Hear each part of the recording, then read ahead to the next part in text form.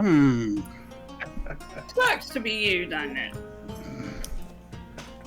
Although we may want to take away his fire toy. What? What? Take him back to Flint and Steel. Yeah. Just because there was a little collateral damage, that doesn't mean that you have to throw that baby out with the bathwater. Besides, you don't see what my screen name is. Well, see, no. Russ, Very it's not appropriate. responsive. But did you die? I thought splash damage was the English translation for bukkake. Damn. And we are at 5:01, just to let you know. And that was the start of the stream.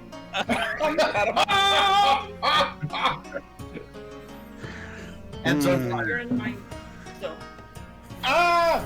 You can't get away from me. You're stuck with me forever and ever. Did I miss something? Shit. You're still not but you in it. Look. He's trying to get out of the screen. You're still in it.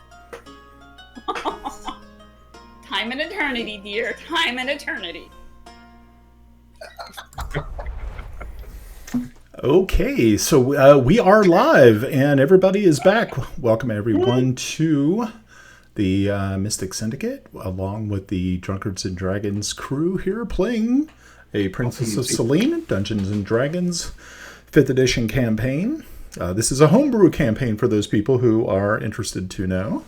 One that I've actually created back in 2010, 2011, so it's been in the back of my brain for that long, so it's over 10 years.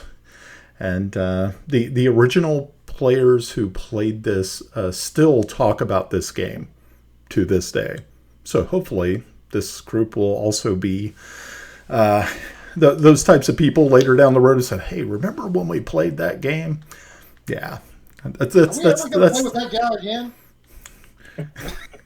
Well, I figure once we're like really old and we can't remember what we've done, I can pull this out again and it'll be all brand new to everybody. Yeah. We'll be sitting in nursing homes and stuff like that, you know, like doing this online. So I think I'll remember this and be like, no, this didn't happen that way. Of course it didn't, because it changes like every time I play it. Who's that dumbass? Oh, it's me. It's like, exactly. Okay. So, yes, I'm Brian. I'm the Dungeon Master. And as always, we'd like to start off with introductions of our wonderful players here. And so, Melinda, take it away. I am Melinda, and I play Grenna Babbleboots, a Gnomon Ranger with her pet warg, Bubbles. I am Mike. I am playing Kiffy Blackhammer, a Dwarven Cleric of Fortubo. Hello, I'm Pav. I play Kellix, a Paladin of Heronius. I'm Russ, and I'm playing Yarngrimmer Tofferbalder Halderson, who's a really, really effective fire mage. I'm Ed. I'm playing Squire Tomas Waverly. Boy, even I screwed this one up. Squire Tomas Waverly, Bard and Fighter. Lard? Bard. Oh, Lard. Okay, sorry. I thought you said Lard. I got Bard.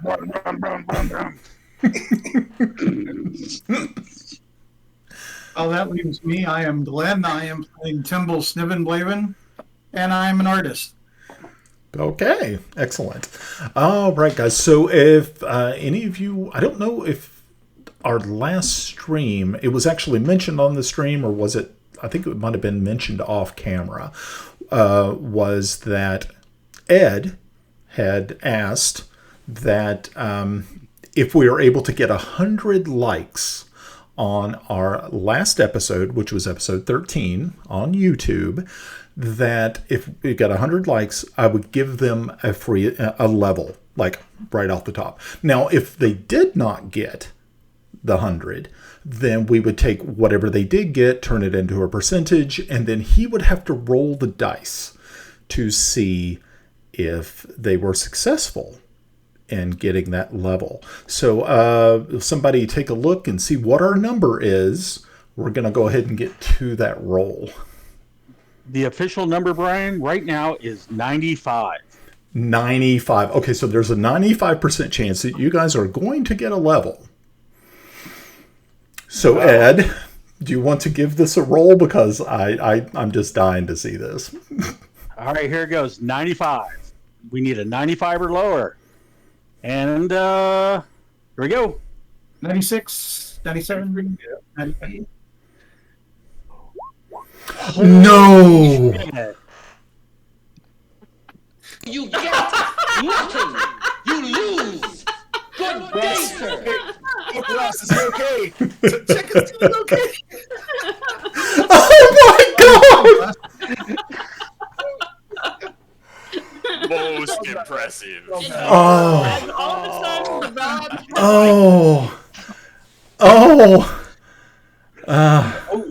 So you joked about it, and then you made it a reality thing. We did. We talked about it, and even you said we jinxed it on the test roll. Damn. You're mad at the whole Damn. thing. This is what those TikTok chicks are talking about when they're saying manifest shit.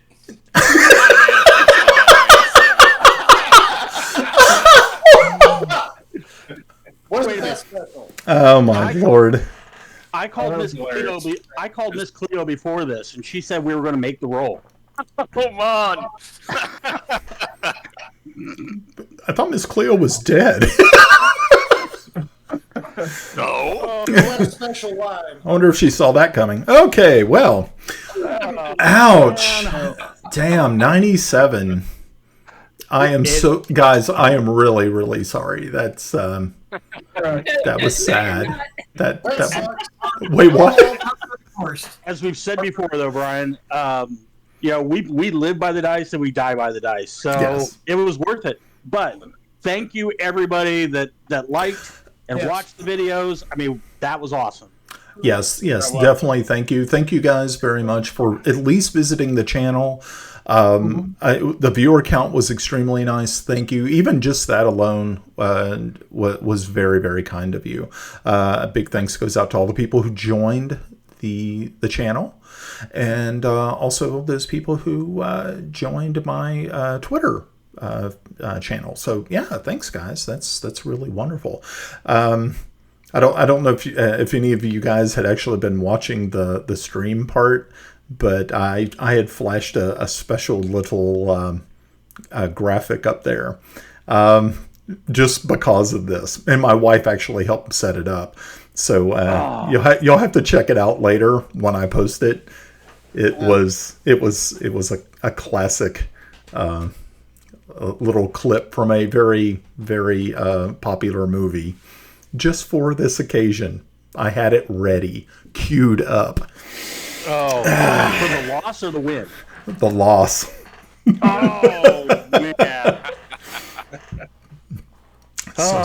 So sad. I just posted the Vader no. No! All right, well, let's go. This time. If you would have got the level now, it probably would have taken us longer to get to the next one. So we're still on track. Yes, you're still on 100%. track. Yeah. All right, very good. So the last time that we met, you all had actually made it out of the Rushmores and had made it to New Hope, which is a city right on the southwestern edge of the Rushmore Swamp. You had spent the night there. Tomas had been able to perform a little bit in the tavern that they were staying at, which was the Silver Cape. And the next day, you were able to once again find passage along the Javon River that is going to take you all the way to the little farming village of Merrydale on the eastern edge of the March of Sterich. So, Brian, yes. I did have that perception check I wanted to make. Of course. Go ahead. All right. Actually, it's an insight check. Sorry, my bad. Okay. Never mind. Okay. What would you remind me what the insight check was? About this guy right here. Wait. No, that's me. Okay, that's you. Okay, I'm trying to think who's. Oh, yes. No, okay. No, totally understand. Okay, got it. That's right. I just read it 30 minutes ago. Okay. Yeah, you're doing good. Yeah. It was one of those days. Tell me about it. 97%. 97%. That's I gonna. thought I had to roll. I thought I had to roll over the 95. Yeah, that's the ticket. That's the. Yeah. Yeah. Well, in that case, your odds, Or worse. were worse. Yeah, you worse. Yeah. Never tell me the odds. That's so sad. Okay. Apparently not. You blow them. Well, we'll have to do something like that again in the future because that was a lot of fun. It was nice being able to watch. Russ says he's going to shave his beard. Russ shaves his beard in 200 likes. Oh, that's right. No. Yeah. Oh. And Melinda says, "Oh hell no, that ain't happening." Okay. All right, back on the game. I mean, I kind of look at it like this: if we get past Halloween, I will take that challenge. But it has to be past Halloween. Is the beard for your Halloween costume? Actually, yeah, I'm going as Gandalf the Grey this year, and I need some gray.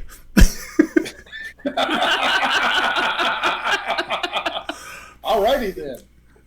I think I it's get to dress up as a bus again. No, you may not dress me up as a bus again. Aw, you were a bus.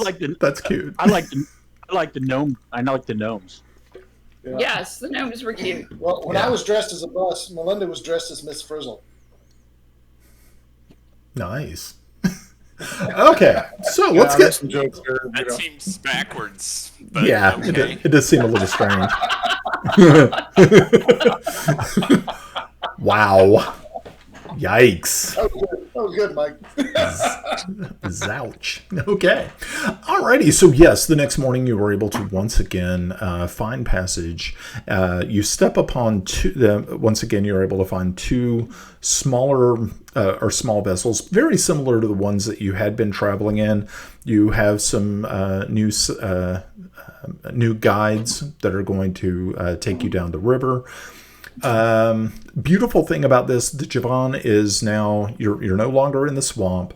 You don't have to put up with all of the crazy smells and weird stuff that you were dealing with before.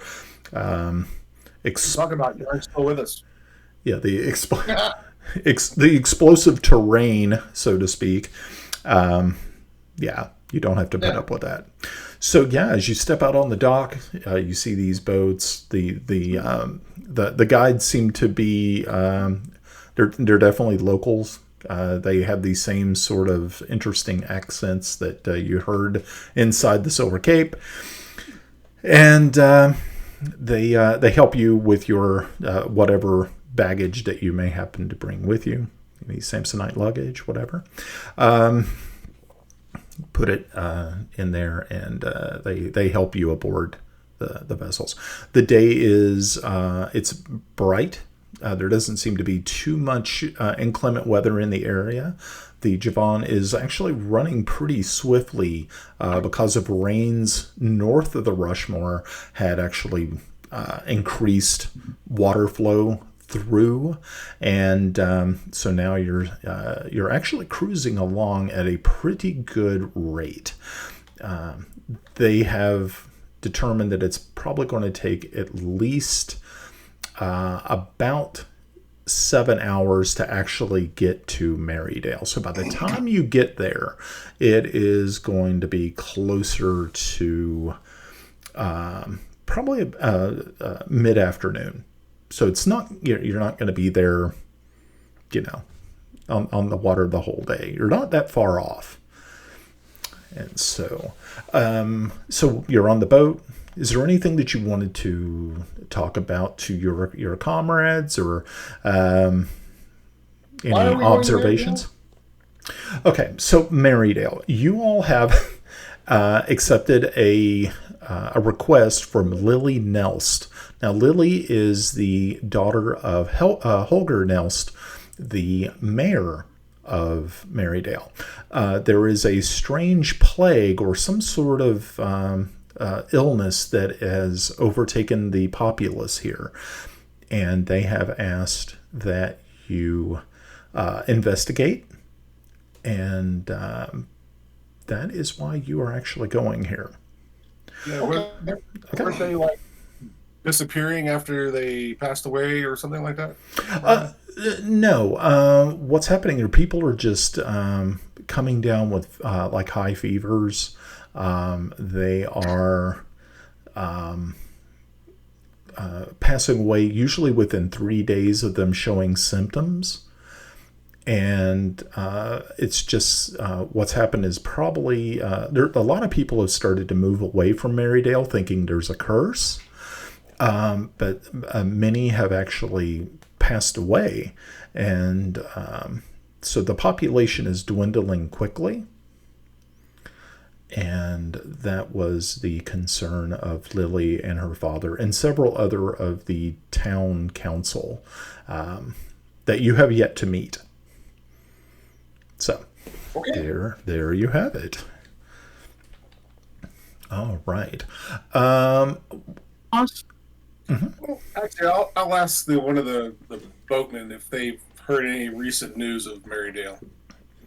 Yeah, he looks at you and he says, "Well, yeah, I actually have. It's not looking too good for them folks. Them people down there are suffering mightily. They're just getting sick and falling over deader than doornails every time." That is a doorknob every time.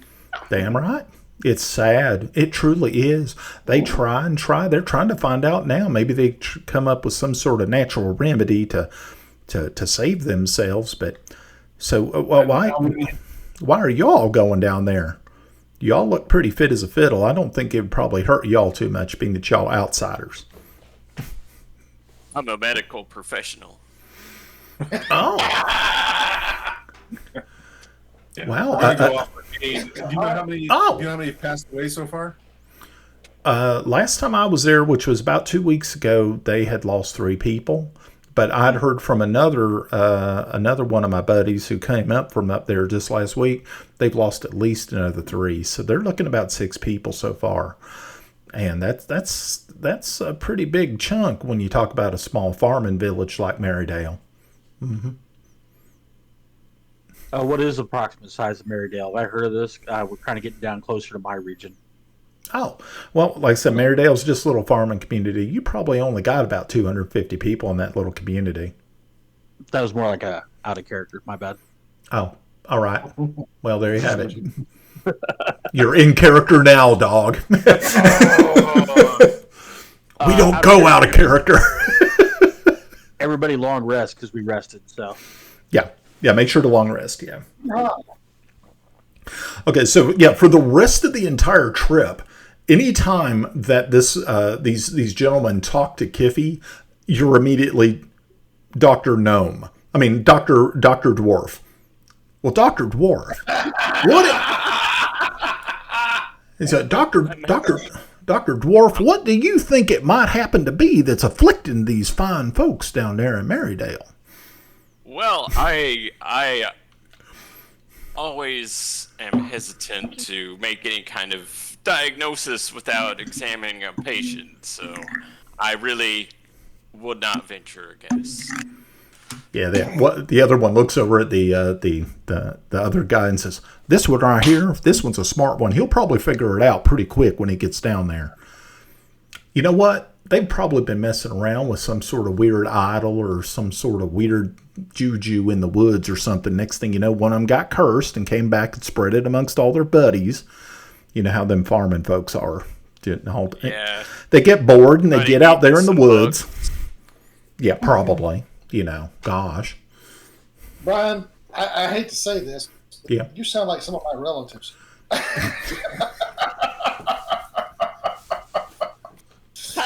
That's not a compliment. Oh, okay. trust me. I work with people all day long that sound like that. All day long, every day. Sir Tomas, Yeah. did you share your story, your song?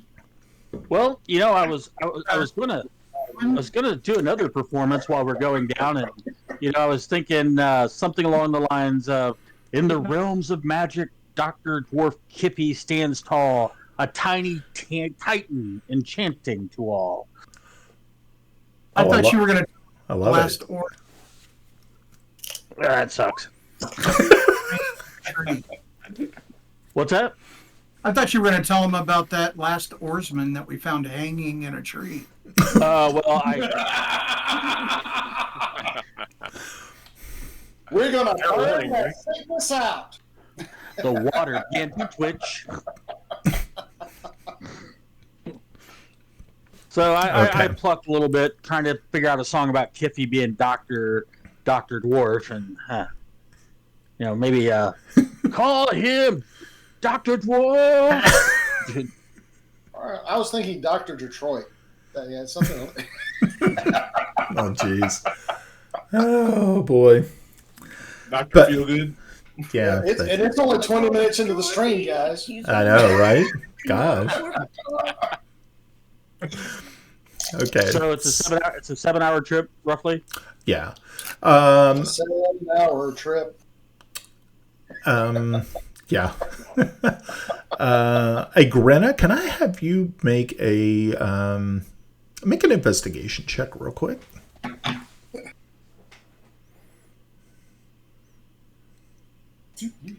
While she does that, I've already clicked on my character so I can roll initiative.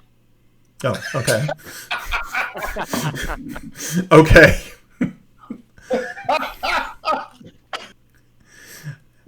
Okay. So, Grenna, can you give us an investigation check real quick?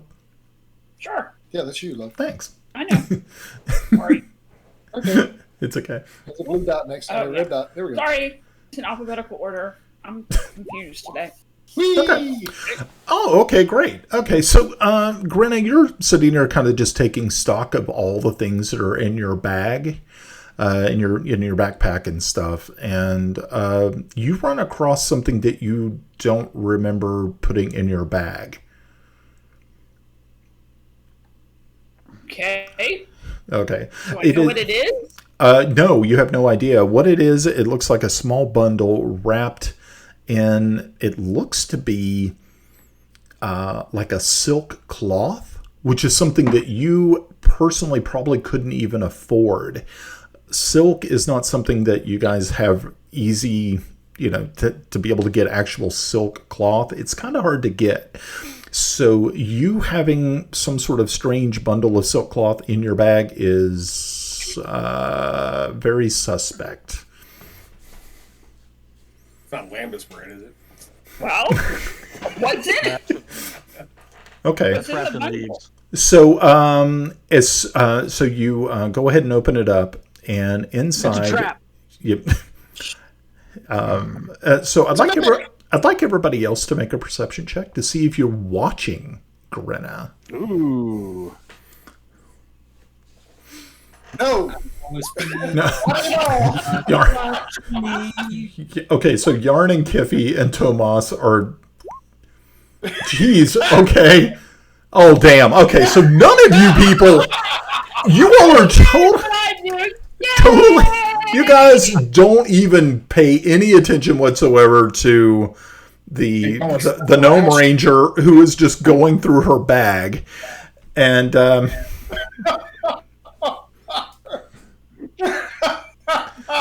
god. Okay, very good, guys. It's a male, but what can I say? So this is where the sturges come out, right? Yeah. I personally am pretty amazed at how many ones were chucked on that, so we'll just leave it alone, right? So We know our boundaries. Okay, so yeah, you pull this out of your bag. You lift up the cloth, and as you do so, something falls out of it, and I need you to make a dexterity check. getting the feedback on somebody. I think it's Russ. Yeah, Russ. Oh, Yeah, Russ. okay. Working on it. Okay, Chill out. so what happens is you kind of fumble it, and it drops onto the floor of the boat, and it is a black stone in the shape of an oval. Have I seen this before? You kind of think you might have. Like in a freaky dream? Better. Yeah. So make. Are you?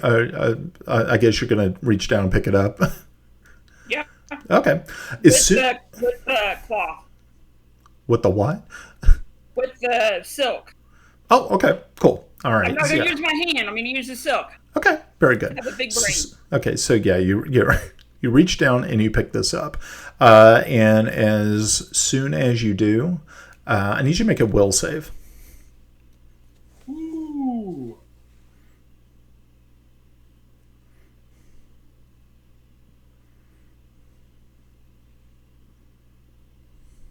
What's a will save? You click on the on your wisdom. It's a wisdom save. Sorry. Wisdom. Okay. Sorry. Still playing I need Pathfinder in that. my head. Okay, cool. Alrighty. So you had this feeling that comes over you, and you just there's just some sort of strange knowledge that you get from doing this. Do you have a way of being able to go over to the breakout room real quick? Alrighty. Okay, let's see if I can. Before you do that, Brian, Yeah. are there any Dickford trees around? I'm sorry, what is it? Are there any Dickford trees around? No. Okay. Did you say dick for trees? Yep. I don't have the faintest idea what he's going on. Don't give him a straight line. Don't give him a straight line. Okay, we'll try not to. Okay, so yeah, let's head over to the breakout room real quick. And we'll be off. Yep. And, all right, let's see if this is gonna work. All right. I'm working on it. Hold on a minute. It's okay. We can hear everything. Shoot. Where do I go? It's enrolled. It's in Discord. It's the room right under the game room. Okay, and then you just need to turn on your camera. This is the fun part of streaming. Shit. Damn it, I gotta leave. Unmute it. I'm trying.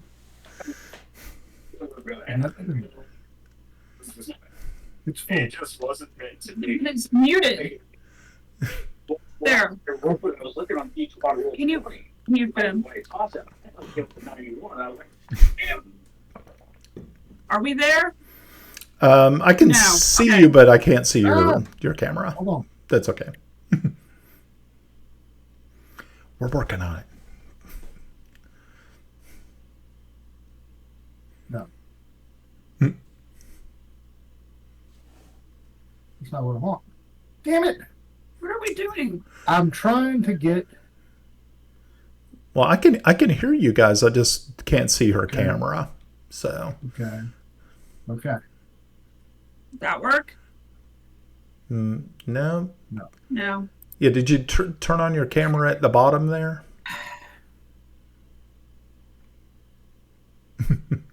There we go. Yay! Working on sound. You can't hear me. That is fine. We're good. Is that it? No. That'll work. Okay. Trying to find out why my. There it is. We will make this work. Alrighty. So much fun. Okay, so here we are. Okay, so Grenna, here's the situation. You We couldn't figure it out. Okay. Okay. All right, so here we go. So, Grenna, here's the situation. You immediately fall unconscious, and you immediately go back into that dream world you had with Mab. And this time you are actually standing exactly where you were before when you saw her fall. But this time, she has not fallen. She is actually kneeling down in front of you. She's very tall. And she looks to you and she says, Grenna, I know that you have felt my presence. I know that you have been changed by my presence before you. As she just kind of like looks you over very quickly and notices the small horns that are poking their way through. And she says, I know this is a very important and also very dangerous mission that you are on. And he said, I have taken the eye from my socket, the black stone. And as you look at her, you can see that her eye has returned back to, both of her eyes are normal. And she says, and I have given you this stone to safeguard. Okay. There will come a time, though, when you may need to use this. But at this point in time, now is not that, is not what you should be doing. It is going to try to tempt you to use it. Okay.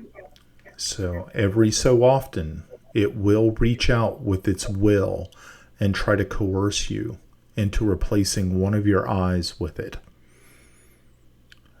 So be very, very careful with it. There is one out there that is looking for this stone.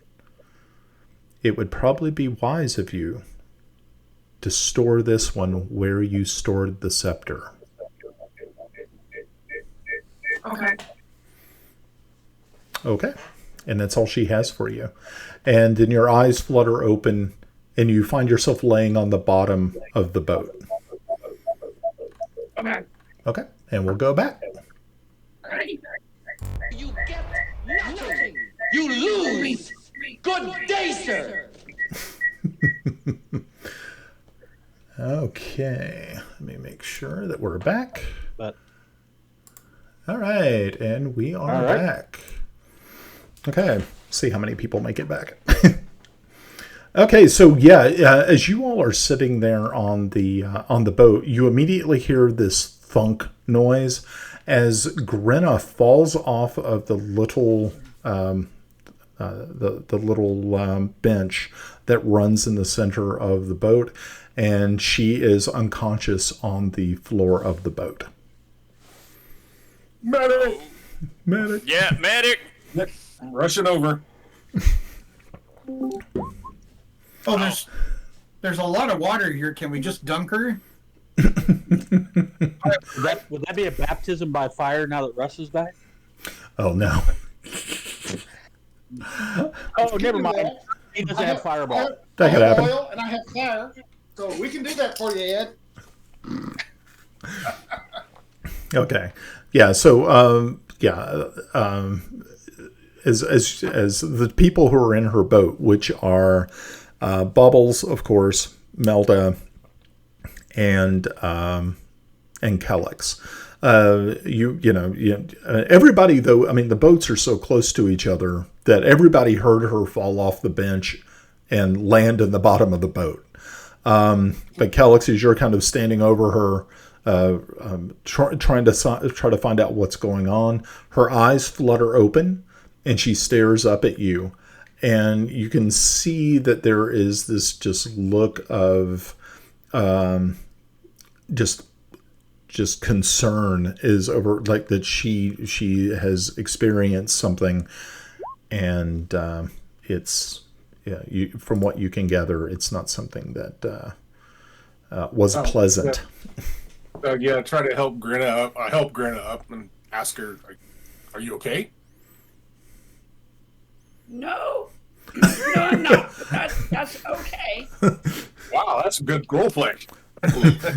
I'm gonna wrap the stone back up in the silk. I'm gonna put it back in my pouch Okay. or my bag. Right. Actually- Notice this. Actually, can I put it in a pouch on my person and not in my backpack? Yeah. That way it's closer to me. Kellex, go ahead and make a perception check with advantage because you're literally standing right over her or right next to her when she's doing this.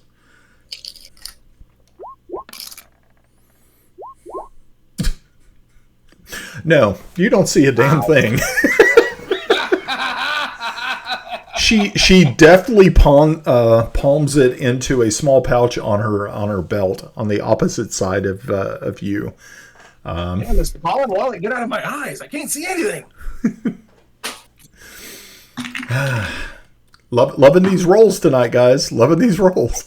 Or maybe it's my lack of eyelashes, and I'm still tearing up from the fire. Brian, we got a hand up. We got a hand up, Brian. It's just crispy Kellex. Okay. When she fell the off her seat on the boat, what did Bubbles do? As soon as she hit the bottom of the Bubbles immediately went into a very concerned kind of concerned mode. He was sitting next to her anyway, but as soon as he came over and started licking her face, trying to get her to at least react. I know where that tongue has been. Even though we didn't know that she dropped something, did Bubbles react to the thing that she dropped? No, not really. No, there wasn't any. He was more. Bubbles was more concerned about Grinna's well-being than anything that she dropped. In other words, it didn't smell like meat. Right. It's not meat. Okay.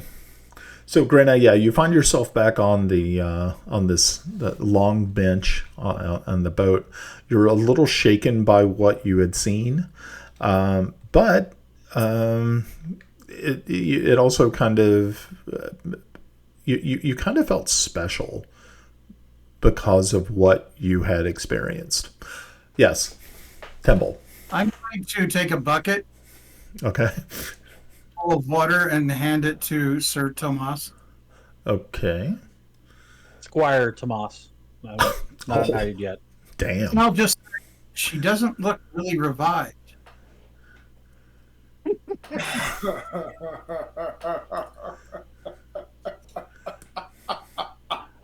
Well, I'll make a will save. Oh no. Oh no. Okay. Go ahead. I guess. I guess. She looks You- fine. yes, She you. looks fine. Yeah, you resist the temptation to take said bucket and splash Grinna down with it. Nice. Grinna, is there anything we can do for you? I mean, obviously, you said she was okay.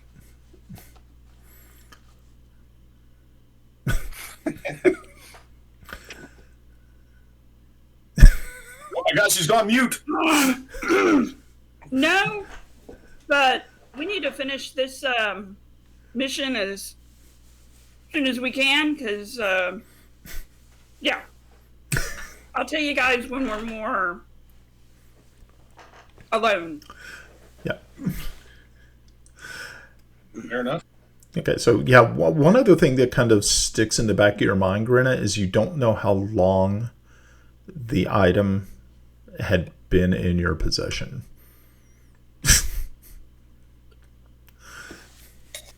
And Nomish, I'll ask her if she's okay. Is there anything we need to know? That last bit kind of caught my attention.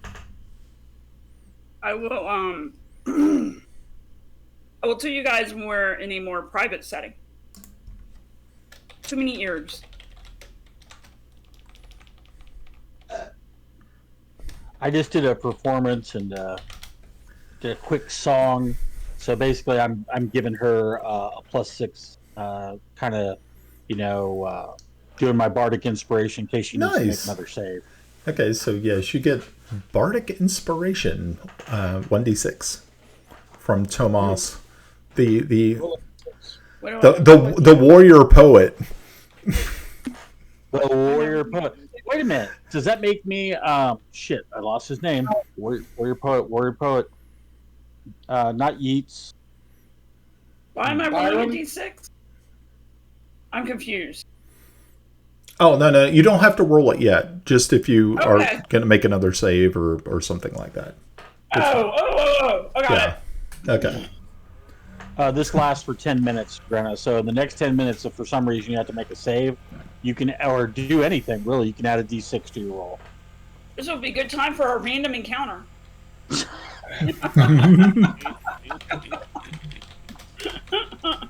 Preferably something not gaseous. Well, let's see. We had a Hydra. and we had Trolls. 2 trolls. So I guess we're due for something that's susceptible to cold.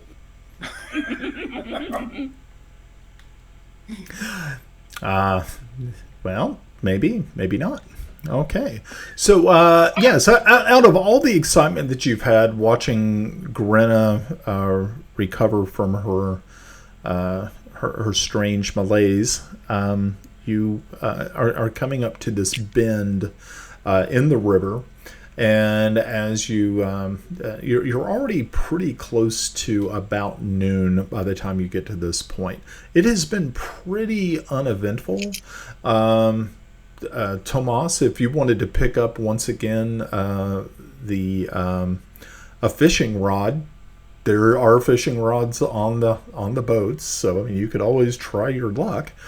But Of course I will. Yeah, as you come around this bend, you can actually see in the distance some buildings, and one of the oarsmen looks down and says, "Well, folks, it looks like we're about ready to land here in just a couple of minutes. So if you can, make sure to take everything with you. Keep your hands and feet inside the boat, at all times until we get to the dock, and because we certainly don't want anything getting chewed off or tore off or whatever. You all know how these creatures are around here. So it's been nice having you all on board. And so you wanted to try your luck there, Ed, with some fishing? 15. Oh, nice. Okay, so yeah, you just pull back with that, and you just let that thing fly, and you got it set, and everything's like, okay, cool. You're doing a little bit of slow reeling, a little jerk, just to see if you can get something. About that time, this bass just comes out from the bottom and just boom, just nails the hell out of it. And so, give me a strength check with advantage. Oh, wow. All that for advantage. Wow. I can't land bass. That's... Yeah, if you can't land this, then it's going to be a really sad day. Oh, boy. Oh, okay, finally. Oh, geez, because I was about ready. Really? You needed a 10, dude. Just a 10. Okay, so yeah, you pull it up, and it's like it's probably what you consider probably about a 4-pound bass, which isn't too bad. That's a pretty good size fish, and you bring it on board with you, and you're just hanging, like, oh, look what I got, and people are very, very impressed that this was like your first cast, and you were able to get a little something. And as you all are pulling up to these docks, I'm going to share a map with you. I figured you guys would like to see a map, wouldn't you? I know I would. Alrighty. Yeah, you may need to... Refresh. Might need to find yourself. Might need to find yourselves. Alright. I'm just going to check myself Okay. before I riggedy wreck myself. Okay, so you're kind of in the center of this map. Wow. And we're arriving... Oh, sorry, go ahead, Mike. I was just gonna ask if it was supposed to be blurry. It'll come for a minute. Shouldn't. Mine's Oh, not. there it is. Yeah, mine was blurry. Okay, so everybody's good now. Okay, cool. Alrighty. No map. No map? And just all right. While that's loading up and we're waiting on that, what time we're at 7 hours? We should be arriving right around dusk. No. It was 7 hours from when you left. So you're right now looking at about like 1:30, 2 o'clock in the afternoon. Gotcha. Man, Yeah. too late for lunch and too early for tea. This is an awkward time. An awkward time. Beer. There's always time for beer. Yeah, I'm actually in agreement. Nice. Okay, so here we are, folks.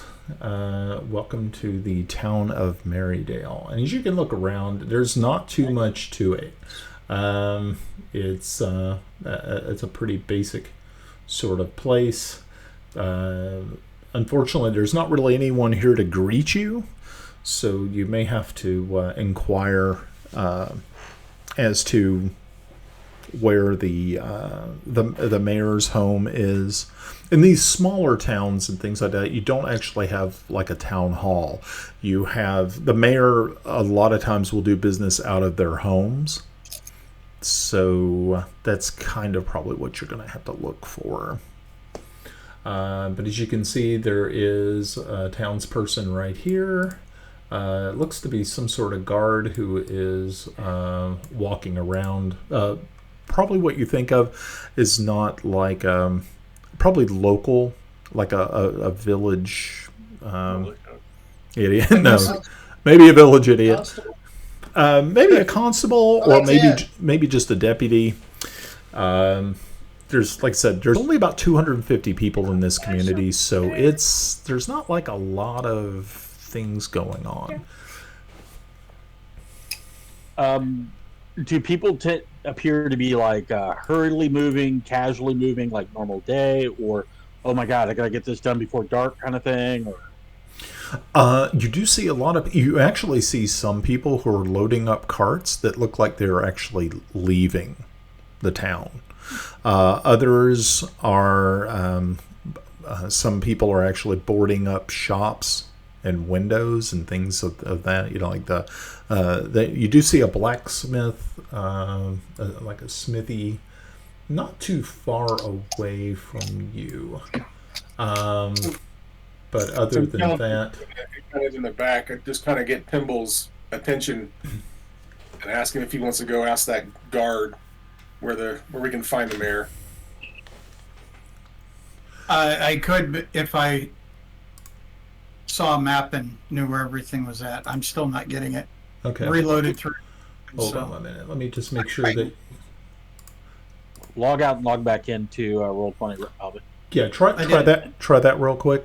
And see. Let me just make sure that everybody has vision. When I changed Timble's token, he might not have. Timble, you also have night vision, don't you? Yes. Yeah, I think you do. That's fine. It's only me and Yarn are Oh, the night blinders. the night blindness. Yeah. So after those last two perception checks. It's not just night blindness. Yeah. Hey, Melinda, did you mean to type that into the open chat? I did. Did you say that or to the group? I will be. Got it. All right, I'll hold off. While we're working with Albie on his technical, I guess Tomas will call out to the guard and say, "You there, constable." Yes, he you see this fellow walk over. He is wearing sort of like light plate. Wow. And it looks like it's like local fashion. So it looks like probably a local blacksmith had actually made it. It's not what you would consider top rate. The welds on it, or that they use, is really kind of terrible. But it looks somewhat functional, but it also looks kind of heavy. And he walks up and says, "Yo, how can be of help to you folks? Welcome to Merrydale." I am Squire Tomas Waverly. What news from Merrydale, and where might we find Mayor Nelst?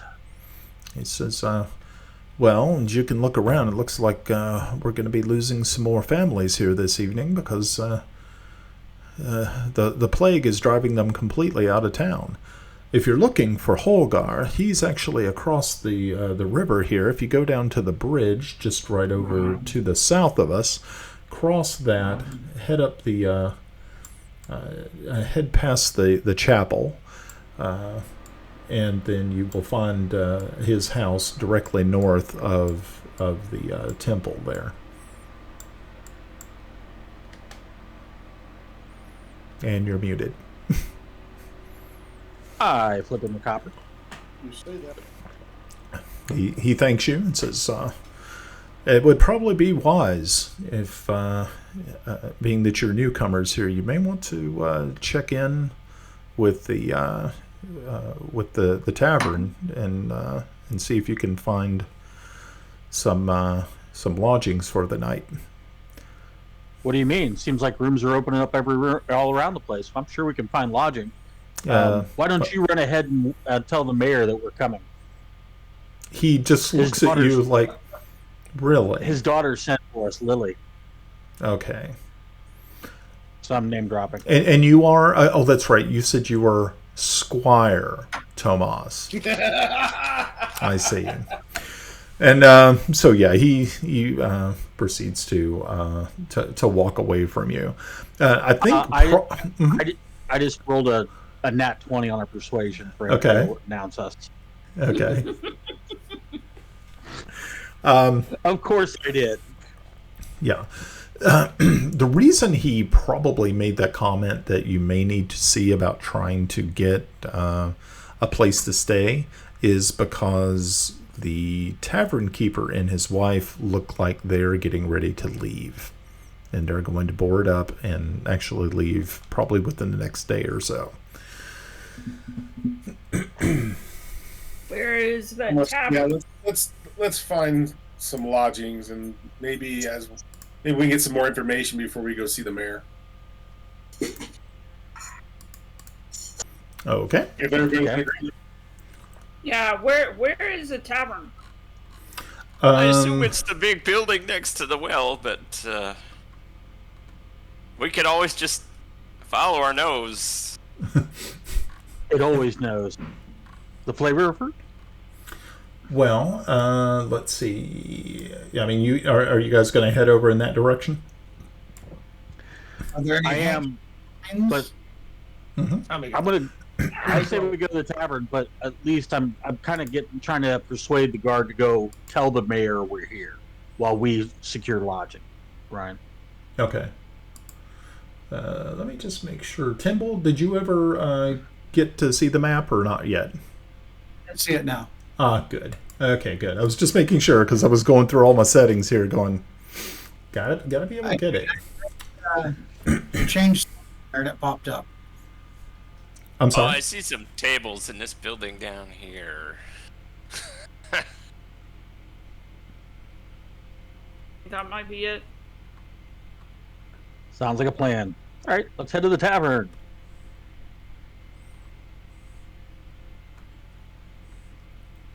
I go back, and Kellex offers his hand to Melda to help her out of the boat. Oh yeah, I forgot she was with us. And you are whipped, dude. How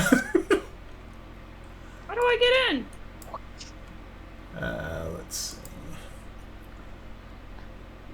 Funny, I was singing to myself, Mike, where there's a whip, there is a way. Okay, so you should be able to get in through the front door there now. All right. Yes, this This definitely looks taverny. Wow, I can't see a thing. Awesome. Well, it looks strangely full for midday and a inn that's closing down. So Yeah, you actually see that there are people here who are they are actually workers who are packing things up, securing, putting the chairs up on tables, and things like that. So, as you open the door, there was a very jolly looking man, probably in his late, actually he's 40 years of age, looks to be in his early 40s. He says, "Oh, welcome to the Gray Swan. Shame you didn't come in a couple of days ago. We probably could have served you something. We're closing up shop here." We're actually looking for a place to stay. He just kind of looks in and says, newly arrivals, I guess. Indeed. Uh, Are we able to at least stay one night before you? Obviously, it looks like you're getting ready to leave.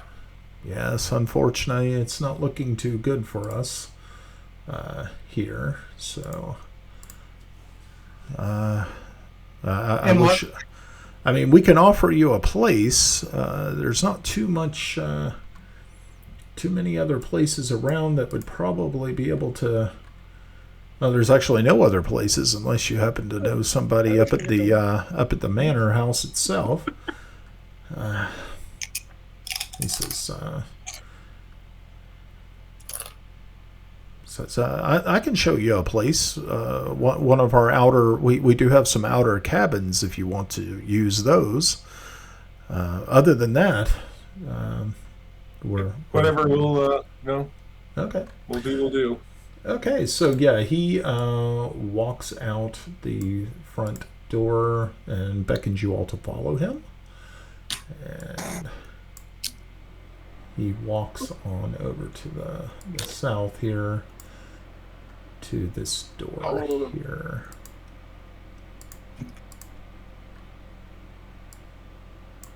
Okay. Are we supposed to be following? Yep. Okay.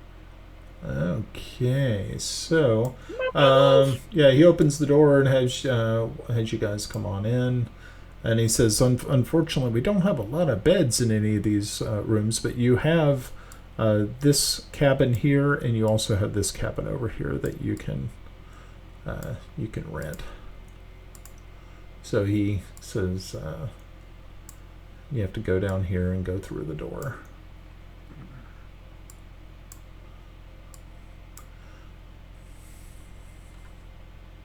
Got it. And go ahead, Ed. I was just going to ask, what's the general condition of the bar and the outbuildings? Are they in good repair, poor repair? They could probably use some roof work. So, I mean, some of this wood has sustained some sort of probably insect damage, but at least it would keep the rain off of you. It's not what you would consider the Ritz, but it is serviceable. And he says, so we're planning on leaving in probably a couple of days, so I can let you have both of these rooms for a gold piece each. Ouch. Fair enough. Hold on, guys. Hey, Brian, can we go to the breakout room for a second? Sure. Okay. You're dragging the DM to the breakout room. Have you lost your mind? I'll see you guys in a second. Oh, Yeah, well. okay. Have Okay. All right, let's go to the breakout room. Alrighty.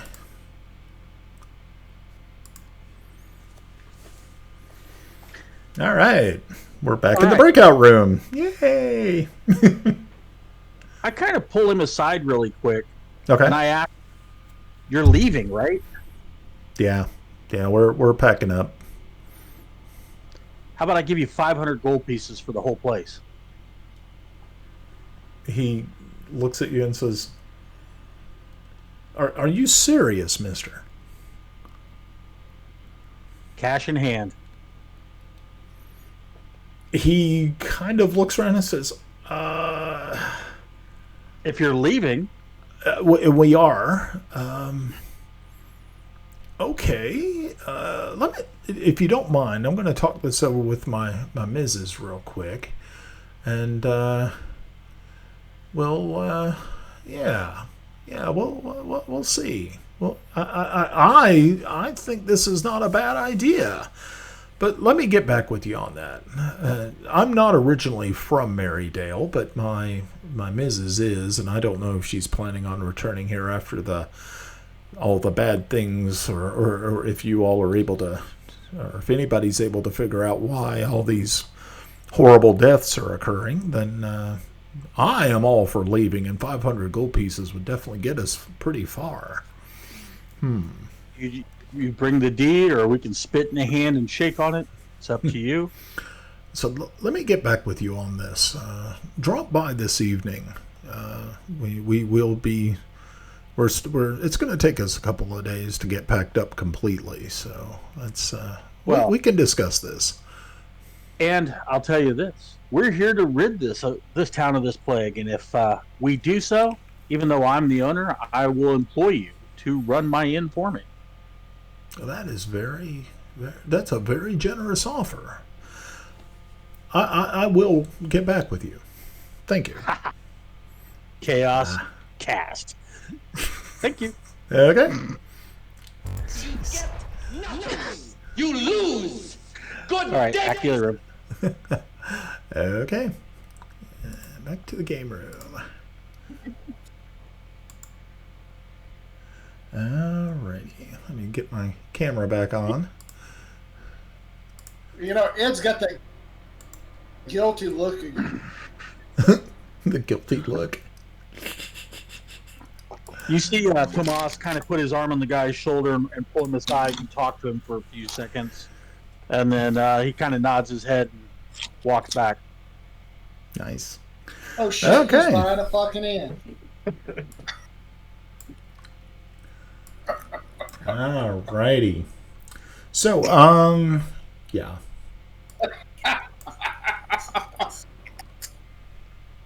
I guess we need to stow our gear and then make our way up to the mayor's house. Yeah. You guys can actually do that. I'm not stowing shit. I don't trust anybody that would charge a gold piece for a night in a cabin. It's a whole cabin, Dr. Kiffy.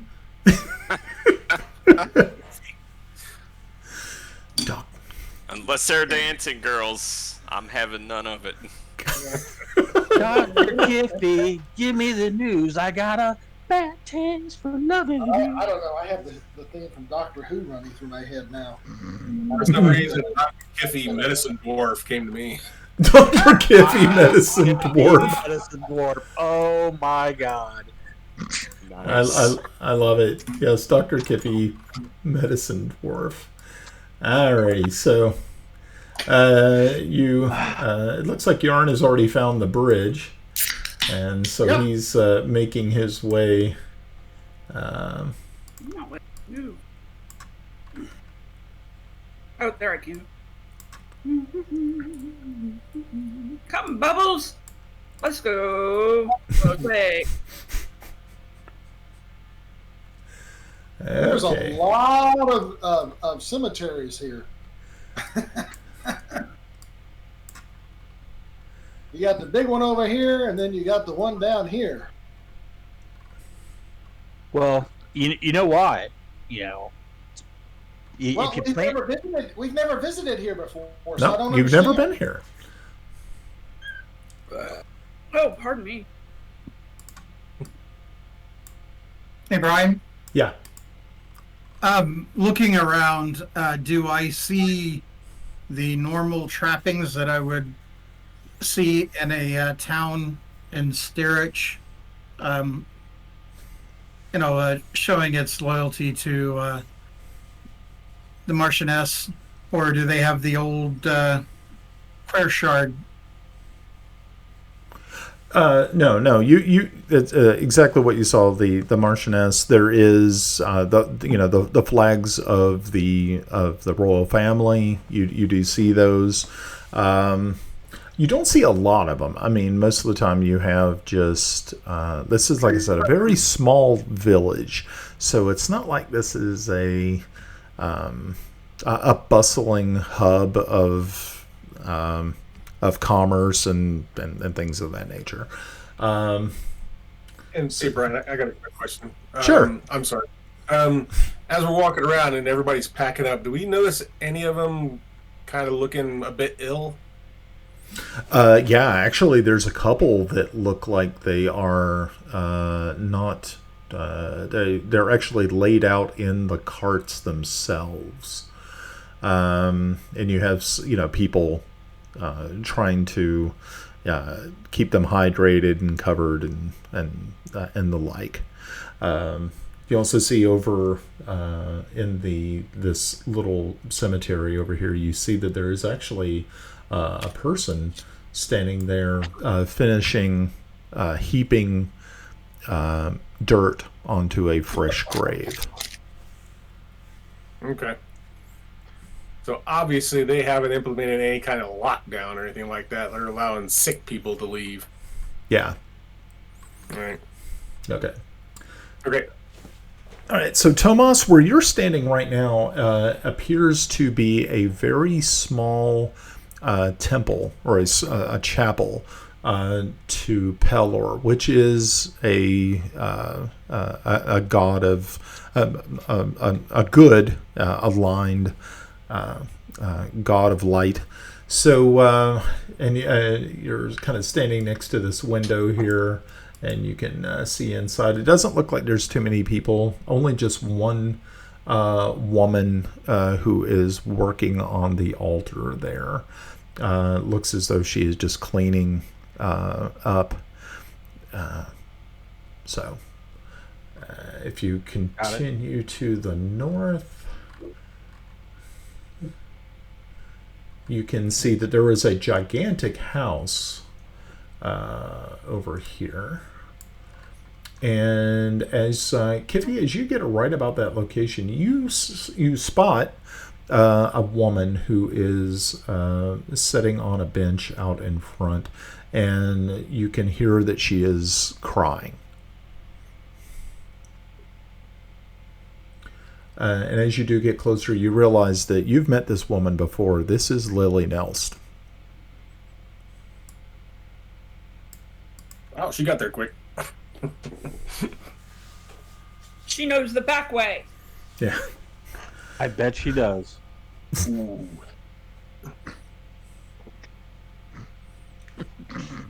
So. Okay, well, I'm not gonna approach because bedside manners ain't my thing. Dr. Kiffy is a lot like Dr. House. kind of exactly like that. Raw. Okay. So, yeah.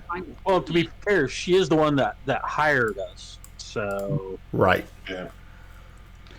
All right. Bob, you want to handle it? You're like, Yeah, I could. Yeah, I'll handle it. So I go up and I get her attention. Hello, my lady. Okay.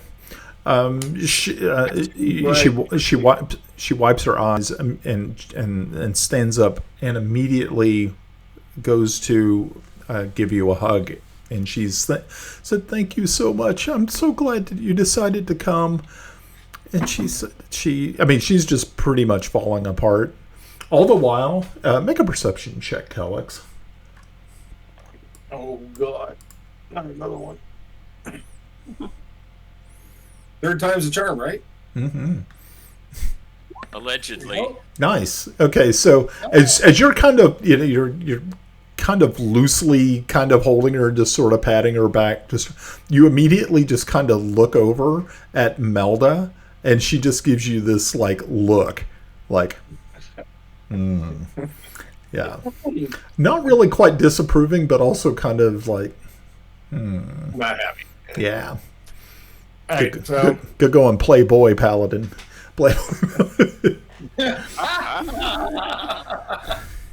So there's a note I like to take. Playboy Paladin. every married player here knows what that look is too. Like, ah. All right, so I just kind of gently, push her back a bit. You managed to get here safely. Get off of me, woman! Who do you think I Okay, that's enough. We're not hugging. Bye am? Is your father at home? She immediately bursts into tears at the mention of her father, and she says, he's laying inside. Laying? Oh. Yes. Obviously, I get a clue at exactly what's going on. Yeah. I take it he's not well. No, he's not. Okay, Mr. Clark, you need to sit down and Yeah, no.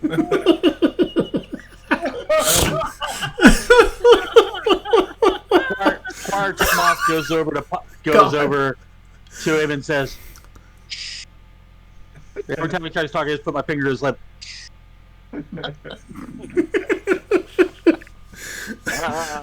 What? normally say, I'm sorry, is there anything we can do for you? Yeah, once again, you take a look around and see Melda just do a face palm thing, just like, oh god.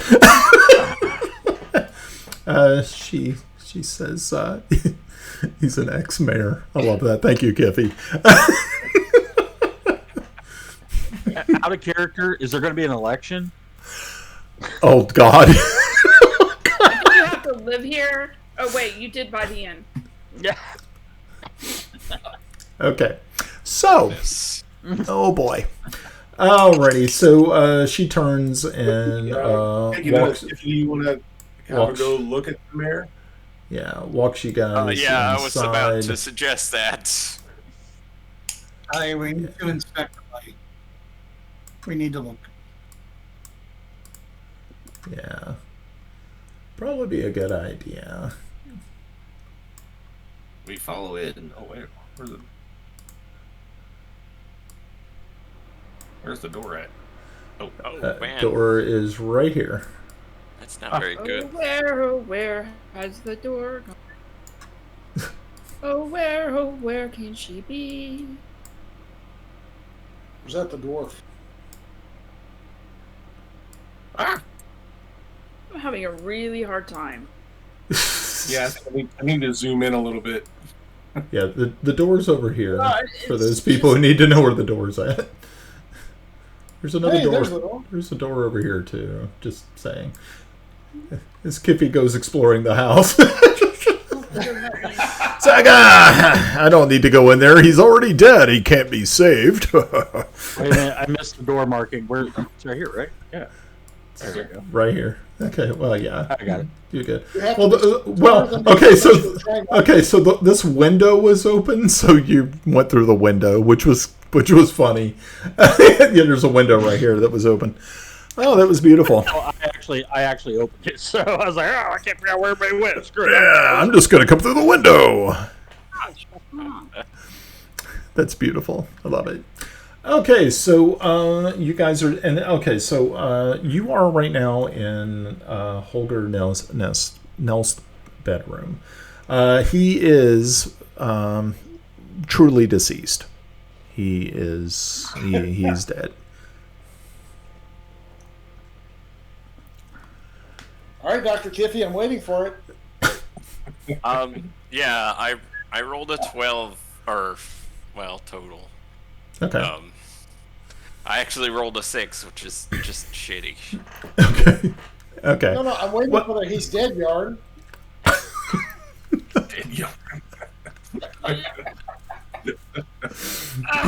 Beautiful. Yeah. I'm a cleric, not a necromancer.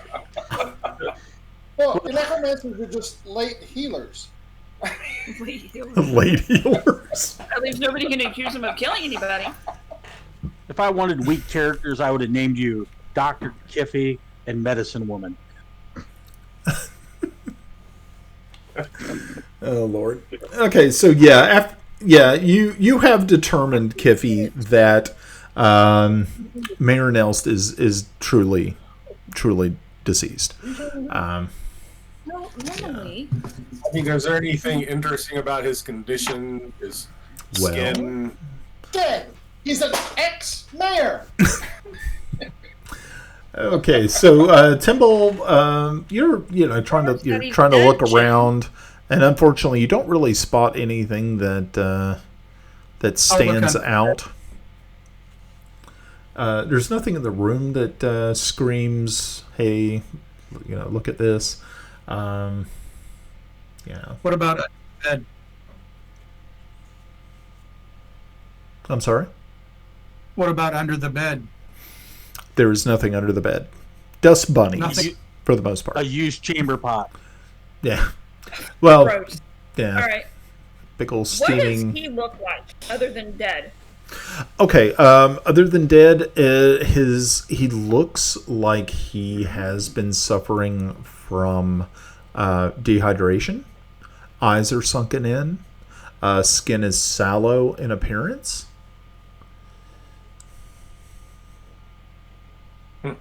Does this match with anything I might know from all my first 80s stuff? You can always you can make a medicine check if you have that as a skill. Nope. Yep. Nope. It's not looking good. Kiffy, how's your heal checks? Are they pretty good? I have a +6. I rolled a 6. Fail. Oh. Ooh. See, I had a +3 and I rolled a 3. You guys are rolling so well tonight. I'm just thrilled. No, we better not get any battle. Yeah, I'm just looking through my spell list here to see if I have any. Obviously, don't have any kind of divination stuff prepared because I'm more geared to blow shit up. But I don't think there's anything that I could even prepare for tomorrow that would really help. Animate with dead. this. Did your... Animate dead. No. No. Gentle. Enemy You could dead. gentle repose him. You could gentle repose him, and then he won't rot if we find a cure. Um, You can't Yeah. cure dead. yeah, cure- I seriously doubt that a place like this is gonna have anybody that's capable of resin the dude. So I think that's kind of pointless. Did your father go anywhere outside of the town She before he was struck with this? no, she clears her throat and she says, "No, he's been here, and Who else became sick the day he became sick? let's see, she The ones that are dying today. yeah she thinks there's Captain Tolnai. He was sick. Do you know if he's still alive? This morning I heard that he was still with us. We probably should go. At least see the captain. Oh, Actually, and I do apologize for asking this since your father passed away. Who's in charge now? she just looks around and says, "Well, that would have been Captain Tolnai, but he's obviously unable to, assume the role." She Where looks, can we find the new captain? his home is not too far away. I can take you there. Thank you. Okay. Please. So yeah. Real quick, guys. All right. From my perspective, we're up against the clock. People are dying, right? So one group goes and talks to Captain Tolnai. Maybe Mike, there's a cleric over here. You can go shake down the cleric, and then another group The only commonality is the fucking water source. I mean, Yeah. this Maybe is the clerics should look at the water. what's that? Maybe the Yeah. clerics should look at the water. Well, they probably already checked that. I mean, but we can ask. No, people rarely check the simple water. things. No, the simple things. Yeah, well. So, as much as Brian's probably going to hate that I suggest splitting the party, in the essence of trying to investigate, I can go check out the well. Cleric, shakedown, and then everybody go with. Like Albie and I, or Timble and I can go check out the well. I go back and speak with the captain. Okay. Does that sound like a reasonable plan? All I'm right. gonna hang out. I'm gonna hang out on the riverbank and watch the boats come in and out. Okay. Sitting on the dock of the bay. No, the docks are on the other side. Wasting time. Anyway. Okay. Everybody's a bard in this group. For the record, is everybody cool with that idea, or does some people think that's a bad idea, splitting the party? It's always a bad idea. It to split is, the party. but that's okay. We're good at that. The worst thing. It's still daylight. It's never bad to split the party in the daylight. It always is character building, regardless. Okay. Okay. Our character rebuilding is the case. Character Well, that's why we rebuilding. always have one in the lurch. Brian, while Yeah. everybody is leaving, I want to take out Okay. the rock thing. I Yeah. want to see if it reacts to the body. Okay. Okay, so you remove the stone from the pouch. I need you to make a will save. Are we within 10 minutes? She gets a bonus. Yes. That's fine. Yeah, I can give you that. And she said when everybody leaves, so everybody come on out of the room. Yeah, you might need to use that bonus. That didn't help. Oofda. So, All right. You guys all have fun in the private chat room. So okay, so I guess we're going to the breakout room. Grenna. Jeez. All right. Oh, We're Lord. going to have to do it with Russ because we can't figure this thing out. So can you put me in the break-in room?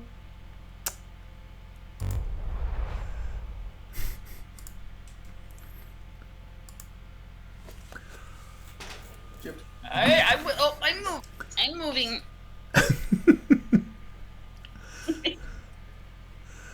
Oh, I got the cup. You're not getting it back. Horseshit. Okay, so here's the situation. You you pull the gem from it. You're still holding it with the silk. So you'll get because you're not actually touching it with your hand, you can actually take another wisdom roll. Okay. Everybody's gonna see it. Is that okay? I think if you yeah, it's okay. You can. It won't hurt Well, I anything. can roll as Russ.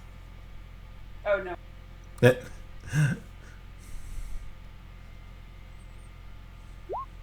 Okay, Got a much better. 15. So you actually, as you were sitting there staring at it for just the briefest of moments, you feel its will literally trying to reach out to you, and you're about ready to just like, you actually have it. It's like you're about ready to do something, and just as you're about ready to do it, Melda returns back to the room and says, Grenna, are you okay? And she snaps you out of it. Okay. But she doesn't realize what you have and what's going through your mind. She can't read it. She's just noticed that you did not leave the room, and she just doubled back real quick to make sure you were okay. Okay. So you don't notice any reaction that the stone has with the body. Okay. Yeah, nothing. You don't see anything. Okay, very good. And So back. don't touch you stone. Got it. Okie All right. Bye. Thanks. Stretch. Yeah, it's a long way for it to Yeah. travel. More in the dark elf. I'm thinking it's more of a Okay. supernatural type of situation. Oh, I forgot to. Oh no, I'm muted. Fine. Yeah, you were mute. Quick question, Brian, when you come back. Yeah. Did we, as we were coming down this river, did we notice the same oily, kind of grimy water, or what's the water quality look like when we came down? The water quality here is very. I mean, you can actually see to the bottom. Okay. It's very clear. You can actually make an investigation check. All right. That's not a bad one. How many years is this? An 18. Okay. So yeah, as you're actually looking at this water, you reach down and you move like one of the rocks, and as you do, you realize that there are small mollusks in the water, which is a really good indication that the water is probably in pretty good condition. Usually mollusks don't, snails usually don't do real well in water that is contaminated, especially like a chemical contamination. So this is a good sign. But if they're taking the water from the river, would that feed the well, or is the well independent? That's kind of where I'm going. You would actually have to ask them. You'd have to ask somebody. Yeah, so that's what my character. I'm going to go down by the well. That's where I'm going. Okay. I let everybody know I will put up a signal if something goes up wrong with me. Trust me. Okay. Cool. Which Are the frogs straight?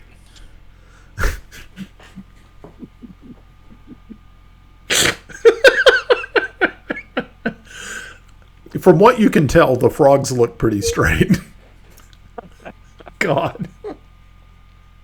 Man, all the shit I say, and I bet that's the one that gets us banned. I swear to God, that'll be the one that gets us.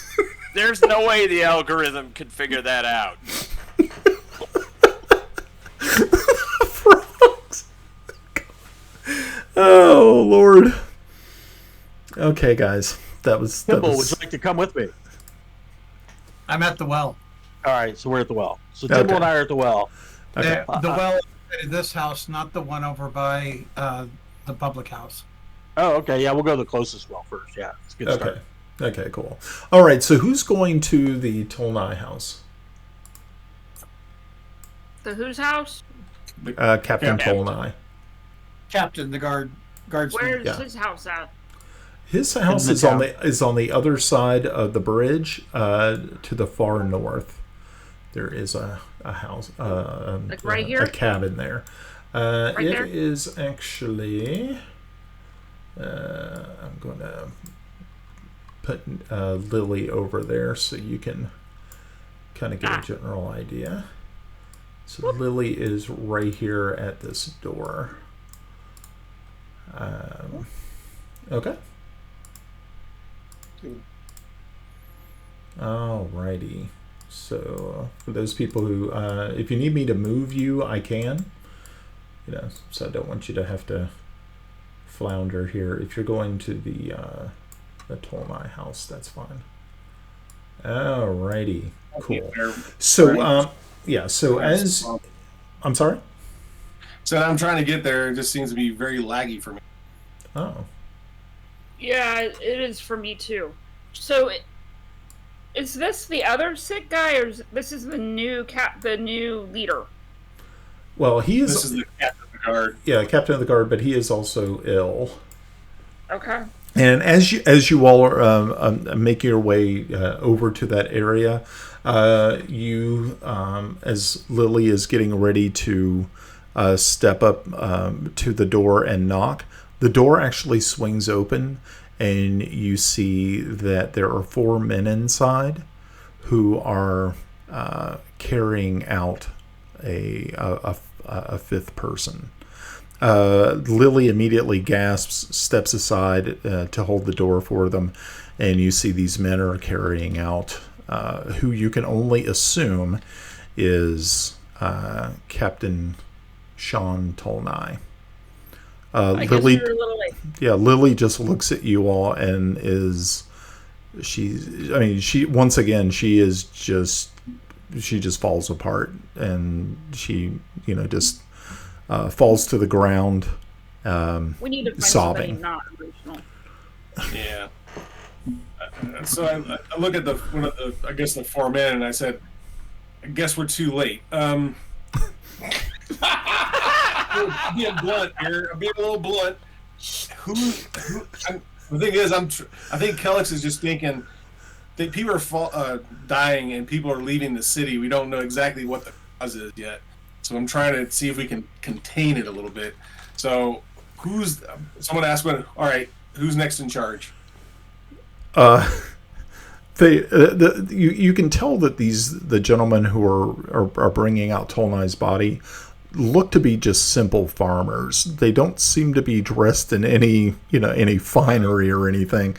Like I said, most of the town is pretty much that way. Lily just looks and says, I guess the only other person would be Priestess Dornier. She might be. I don't know. Did any event happen before anybody started getting sick, like a fog or a rainstorm or no a weird wind? I mean, we've had a really good growing season. No, I mean, everything seems to be just as the body is being carried past you, Kiffy. Are you with this group over there? No, you're not. No, I'm over here in the Okay. the temple talking shop with. Okay. So Kellex and Grinna, if you will make a perception check, please.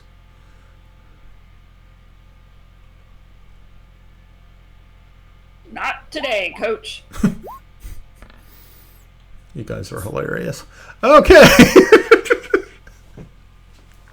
Okay, good deal. Alrighty, so they carry the body past you and down this pathway here, and they are heading to this building really close to you, which is a Cooper's or wheelwright, which would also a lot of times make coffins. So they're going to lay him out there and then start working, so to speak. Okay. Yeah. Kellex, real quick, is going to walk. Is this a guardsman right here? Yes. All right. I look at him and says, "You find how many guardsmen are still standing?" Let's see. There is actually only 2. Like I said, it's a very small community, so it's kind of like you got a Mayberry sort of situation going here. You have the local sheriff and or a militia captain and just a small group of local guards. Yeah, I'm sure it's not going to do much good, but I'm going to tell him he needs to deputize 2 more individuals, and they need to secure any exits out of this village until we get a better understanding of what this is causing all this. He just kind of looks at you kind of strangely, being that you're a complete stranger. You have no idea, he's never seen you before in his life. And Lily comes up beside you and talks to him also. Of course, he recognizes her, and he after just a few brief words, he says, of course, and he walks away in a hurry to talk with other people that have gathered to watch the procession of the deceased captain of the guard. Okay. I give my thanks to Lily and ask her to show us the way to this priestess. Okay. So she says, if we just have to go back towards the my house, and it's right on the other side of the bridge. So you guys head on back over to the bridge. The bridge. The bridge. And okay. Okay, so so those folks who are at the so Kiffy, you had already been to the temple. So let me go ahead and go back to you real quick, and we can pick up your side of the story. So when you walk in to this, the doors are already open, and inside you see a woman and dressed in clerical robes of Pelor. She looks to be about in her mid-30s. And she, as soon as she hears you, you're not very stealthy. So as you up upon the stones of this little chapel, she turns and greets you warmly and says, "Oh, hello, Sir Dwarf. What? We don't get a lot of dwarven visitors here. May I be of service?" I'll explain why I'm here, and basically I'm trying to find information about the life cycle of the disease and when it appeared, and Okay. and if anything unusual happens prior to the appearance of the disease, that sort of thing. Okay, so you all sit down in one of the pews there in the front, and she tells you, she says, it is a very mysterious disease or plague, because one day the victim is completely healthy, not even a sign, and then over a period of 3 days, they just get weaker and weaker until they pass away. And they take on this appearance of dehydration, and their skin takes on this very pale, waxy look. Very interesting. Do you have any reason to believe that it might be supernatural in nature? She looks at you and then just kind of looks around, like, to see if anyone else is listening or if there's anyone peering through the windows. And she leans in close and says, "I believe that there is truly a supernatural reason for these deaths." Interesting. Okay, well, thank you very much for this. Hopefully we will be able to find something about what is causing this before it eliminates the town entirely. Can I do a Arcana check to see if this matches up with anything I know about arcane afflictions? Really wouldn't be an arcane affliction. I mean, you can go ahead and make a roll, but it just doesn't seem to be something that would you don't really think of it as an arcane issue. Maybe it has something to do with more of a divine or evil presence than anything else. How about religion then? Yeah, you could do that. Oh man, I am rolling all of the sixes today. All the sixes. Okay. Six, Yeah, six, you're six. It's you're the number of the beast. yeah, you're sitting there kind of thinking to yourself, what could this possibly be? And it's not like something that you've ever seen before. This is definitely a type of illness that you've never seen in dwarven kind. So that is kind of one thing that kind of sticks in your mind. And you also you may not have noticed, or I mean, like so far, the only races of people that you talked to here so far, or those that you've seen were afflicted, were human. Okay. Do we see anybody who wasn't human in this community? I'd assume it would be fairly homogenous at this size. Yeah, it primarily, from what you were able to see, is this is a human community. Yeah, you do not see too many as far as other races go. You guys, dwarves, gnomes, would definitely stand out pretty heavily. Elves as well. So there you go. Okay. All right. Well, kind of fruitless, but I gave it my best. Okay. As you all are walking over, the rest of you walk over to the chapel. You notice the doors are open as you walk in. You see that Kiffy is sitting here with a young woman, probably in her mid-30s. And as soon as you all walk in, she turns and greets you all warmly, just as she did to you, Kiffy. And she looks at you once again. Kiffy said, "Are these friends of yours?" Oh yeah, these are my boys. That's my posse over there. Okay.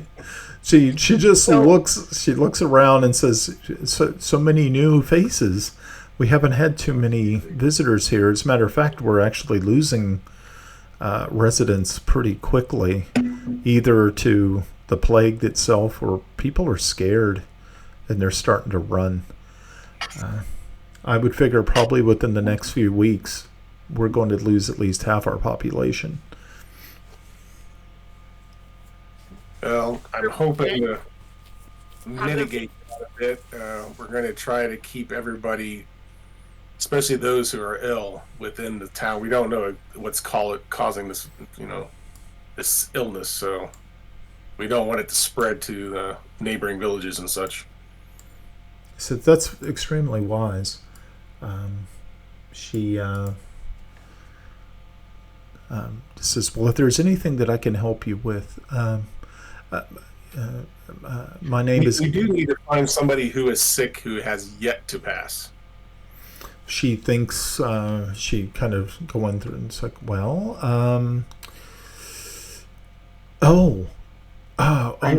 yes, you need to see. There's a farmer. His name is Frank Mullen. He is just outside of town. He fell ill 2 days ago, actually it was just yesterday, I believe. So yeah, I believe if you go and talk with him, there's a good chance that you might get some more answers. She says, but if you need any other help, my name is Gail, and I am the priestess of Pelor here. So, in our little chapel. Have there been any unusual visitors? She thinks, before and it's this all like, started? So no, I mean, sometimes we would have people come from different towns and bring bring farming equipment, or they may bring goods from different towns. But these are people that we've known for a while, and they didn't appear sick. She doesn't. She says, unfortunately, I don't really get out all that often. I really have a lot to do here, and especially with all those who have been passing away recently. I spend either a lot of time here in the chapel or a lot of time in the graveyard. Okay. I mean, what was her name once again? Gail Dornier. Dornier. Matter of fact, I could probably add a bunch of these names to our beautiful list of of people you have met. Let's see if I've added some people down here. Nope, I haven't added everybody down here yet, but I will. I think the last people that I added were the people in Rabakel. So I will definitely add these people to you, to your list tonight. Okay. Brian, what country are we in? What land are we in?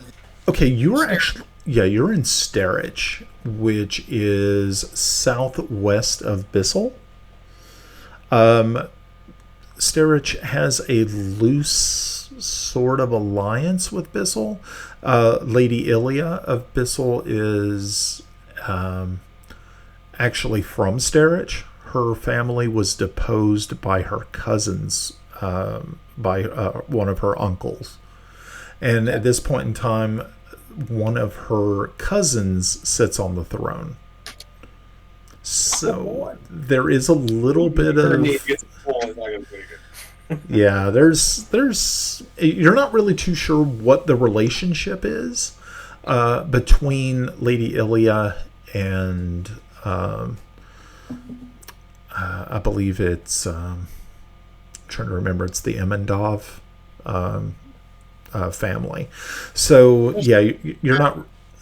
I'm sorry. Resbindren Emendov is her Yeah. So you're not really too sure how. I mean, once your family gets deposed and ran out of the country, you may not have. I mean, like I said, it's a loose kind of alliance because the cousins, while they may not be completely friendly, at least they're not at each other's throats. And Lady Ilia had landed on her feet pretty well, marrying the Margrave. So, and it's compounded by a number of, I guess the subsets, the states are all headed by perhaps not actual gentry, but people who paid for their position. Yep. It's a lot of political infighting and intrigue. Yep. Fireball. Fireball. Trying to use them at everything. Not yet, bro. Not Get it yet. now. No kaboom? Not with the 97. Okay. So. That's right. We're gonna You kill stole my you. fireball from me, Ed. So Timble and I were going to go check out the well. Okay. So Timble and Tomas, you all make it over to the well. And The private well, not the city well. okay, so you're going to the one up here by the house. Okay, Right. cool. Okay. So there is a bucket and a pulley system. What's the rope look like? How stout does it seem? The rope looks as though it could possibly be ready for a replacement. I will Other- pull out of my pack basement. Hmm? I'm pulling a rope out of my pack. Okay. I'm going to cut the rope out and rethread it with this new rope. Okay.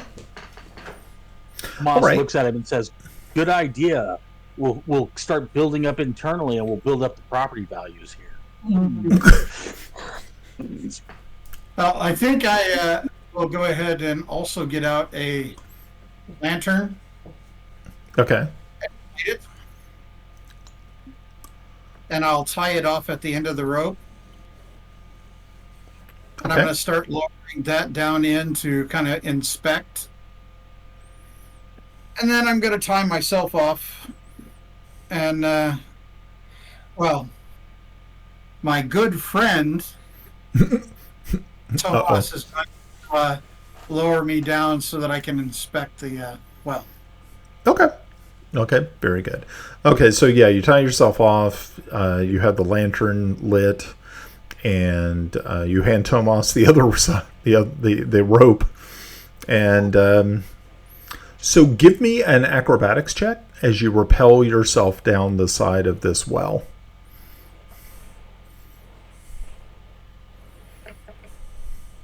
Tomas, it sounds like you got a captured audience. Okay, so you kind of set yourself up really nice there. You got it wrapped around properly, so you can actually start making your way down. You got your footing on the sides, and you're just jumping down little bits and stuff like that. It takes you probably about 15 feet before you actually start to see that on the sides of the well itself, it looks to be some sort of algae. If you if you have nature, can you give me a nature check if you have any nature? Do you have any skill in that? Hopefully. Not a lot, but I will say this: I do have my my normal ability to scrape things and for my pigments, my paints. Cool.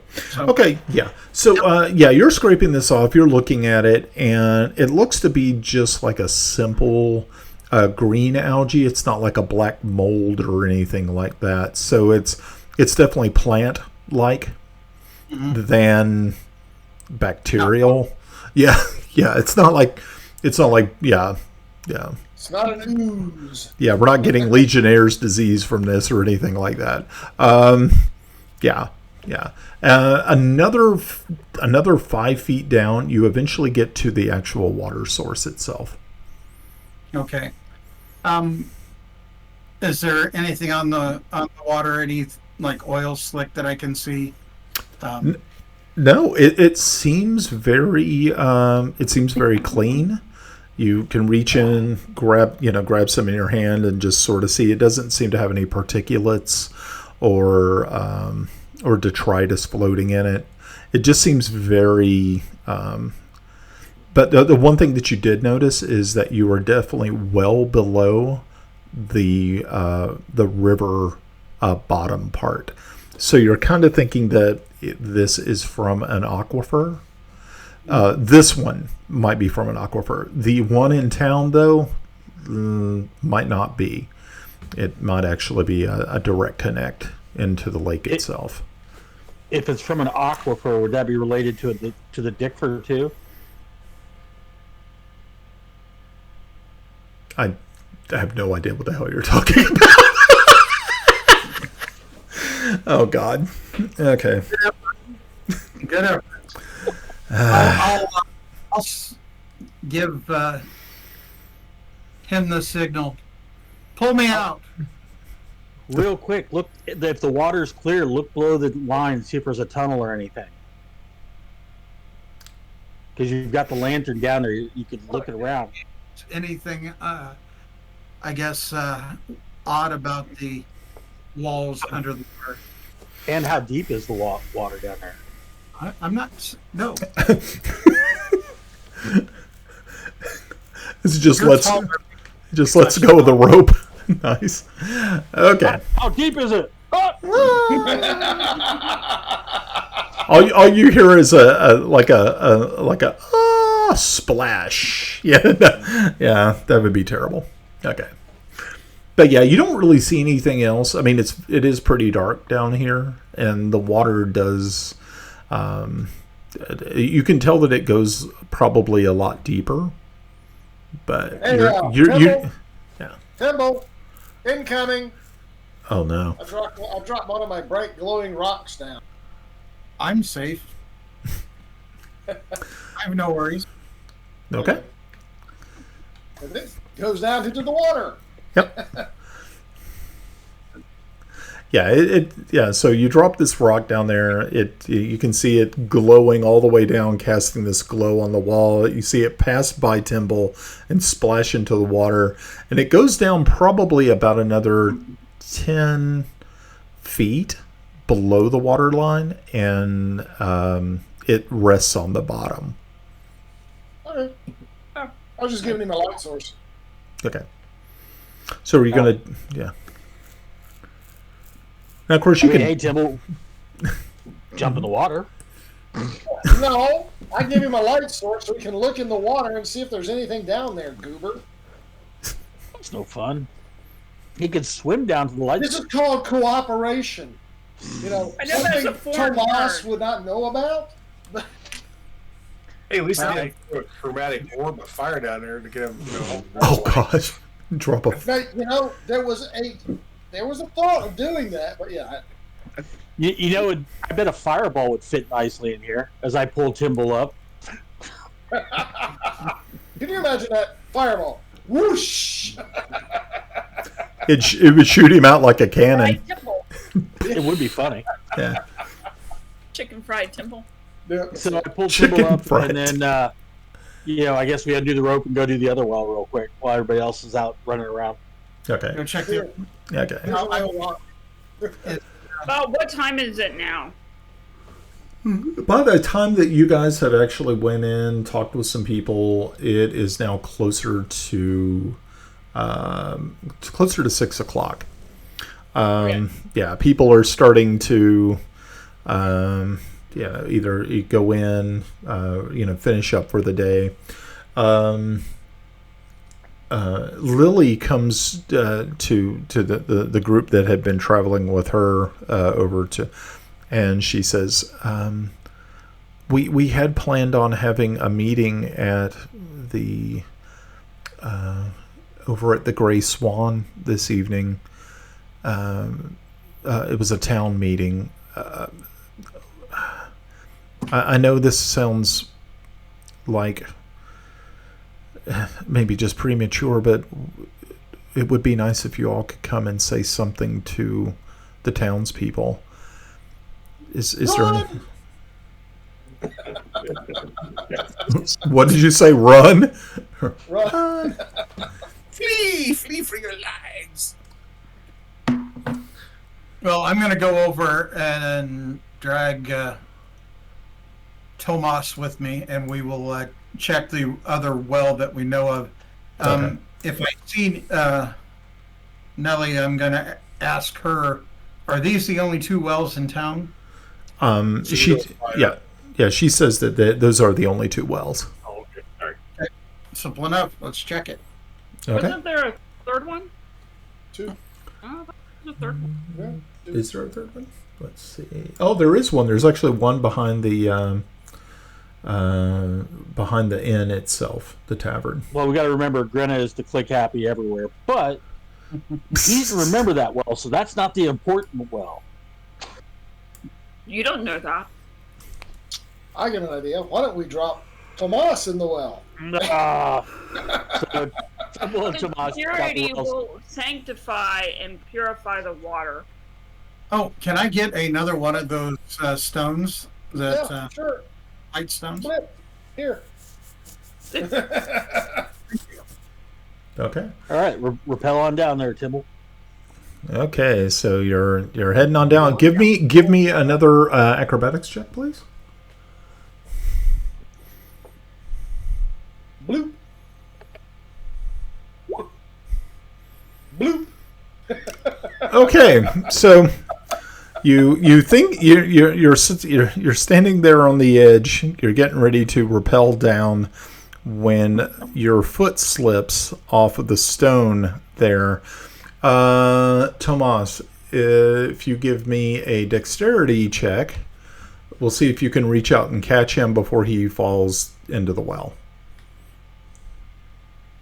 Of course I do. Bloop. Oh, geez. Okay, so as you, so Timble, as your foot slips off of the loose one of the loose stones there, and you pitch backwards, your eyes wide in terror, you just see the hand of Tomas shoot out quickly and grab you by your shirt, and pull you steady. Ah, he fell off. No, that was Mike. It's my weak arm, Tully. Remember I told you I'd kill you last? No. I lied. I lied. He's dead tired. Oh my God, commando references. So I pulled Timble back and help him get resituated and say, wait for a little bit of help. I got you. Okay. Alrighty. So yeah, you're able to get yourself positioned properly, and you start making your way down the wall. This time you only have to go about actually 10 feet before you hit water. It's definitely a lot easier to get to the water here than it is over at the mayor's house. And also make a perception check when you get down there.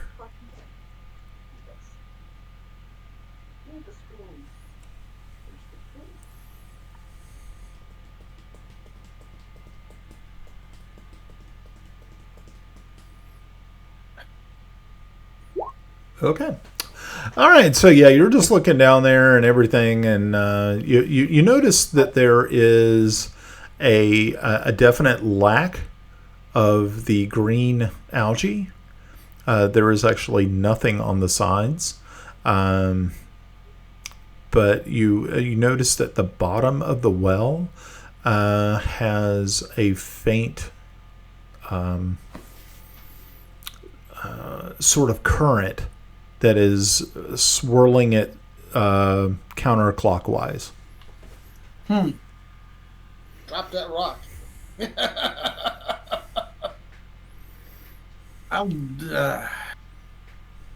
Now I kind of want to lower the rock slowly.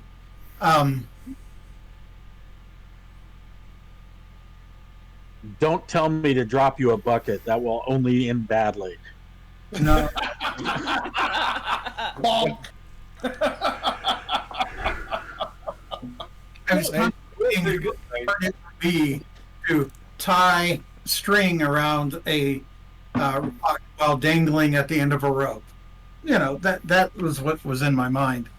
You can tie it off, tie the big rope off, and then tie the little rope onto the little. I think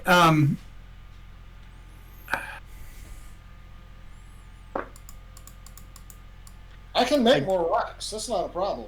I'm not worried about the rock. I'd like to see what the current's like, so I'm thinking of using the light as a weight and have like a piece of cloth so I can see what's happening with that current. I think you could do a survival check if you get skills at it. That'd be a rope usage, so try and tie it to it. Something like that. No, I can try it. Okay. Yeah. You were able to tie this glowing rock to a piece of. Are you using rope or cloth? Yeah, and I'll carefully drop it right in the middle and see what happens to it as it's going down. Oh yeah. So as soon as it hits the water, you can see that it looks as though it's been picked up by some sort of current that kind of whips it around a little bit. The rock doesn't seem to be whipped around because of its weight, but the cloth that you have attached to it seems to be spinning. Once it actually hits the bottom, which is about another 10 feet below the water line, you see the light gets whisked away towards the south, and after probably just a few seconds, you lose the light. Point of reference question. Earlier, he went down approximately 20 feet before he even hit the water line. Yes. And that water line was deceptively lower. Yes. Correct? Yes. Got it. Thank you. What's to the north of us? Because it's going to flow through. Yeah. Did we recall seeing any sort of, I don't know, like a grate or anything, some sort of water intake coming from the river? Nope. We could ask this question at the meeting. We're on the Chatham River, right? Yes. Are we? All right. Okay. And the water is flowing with or against the river current? With to the south. Yeah. Okie dokie. I got control. Actually, what I'm thinking, ironically, I made an offer on this bar, but what if something's in their cellar or something like that? They're dumping stuff, and that's making everybody sick too. Maybe. Or somebody's going down there cursing down there. Maybe. I'm thinking that this is. I'm thinking this is enemy action. Well, I think we need to talk with the people and see if there is some sort of water intake. Is this something that they've noticed? Because it's kind of odd. It kind of stands out. Your bucket goes down. If you really let it down, does it kind of disappear and flow into something? Have they noticed any of that? It's just all odd. Let's see what they think before we start casting water breathing and getting wet. Real quick though, before we get I was waiting for that. timing, how long do we have before the meeting, Brian? Let's see. They all are planning on meeting right after dinner, so you've only got about an hour left. My idea. Do we is pull? Well, what's that? Do we want to pull everybody else in? Yeah, I'm assuming now we're kind of all grouped up. We all went and did our thing, right? Unless anybody's got anything before we go into this. We were going to go check the farmer out, but if we can... We got to be back for the meeting. That's the kind of... Yeah. Because here's my thing. I've made a purchase offer. Brian, I told him... I think I told him while you were away. Okay. I made a purchase offer on the end. So what we can do is we can get a tour of real quick of the facility. And Timble, what I would suggest is you peel off and hang in the cellar, because somebody's going to want to know this information that's going to be discussed in the meeting, and maybe you can catch him sneaking in through like a secret door or something.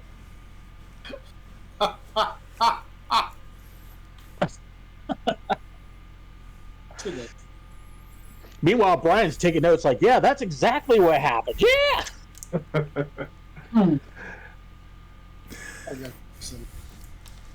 I'm trying to play to everybody's strengths here, but not knowing, I just made an offer on this place. Now we've got a legitimate reason to go search the place with a guide. You know what I mean?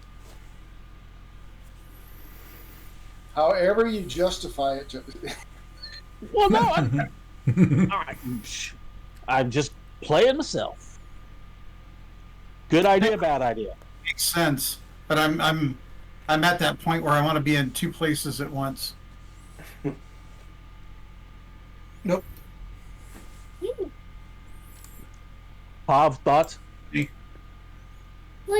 mean, we've got to find out exactly what is causing this. And I guess that's the best solution. Just get everybody in the general area, and then go from there. The only other thing that I can think of is maybe have somebody outside, maybe on the roof, watching if there's movement while everybody's in this building. They want to bring everybody here for some reason. Fireball. It'd be great if we had one. What would Grinna be willing to go on the top of the roof? She's probably got the better eyes and stealthiness than most of us. Not with the way I'm rolling. all the bad rolls are gone. So we're dropping 20s. 97. See, great rolls. 97. God damn it. Kiffy, what do you think? I really don't know at this point. I'm just gonna go to the meeting.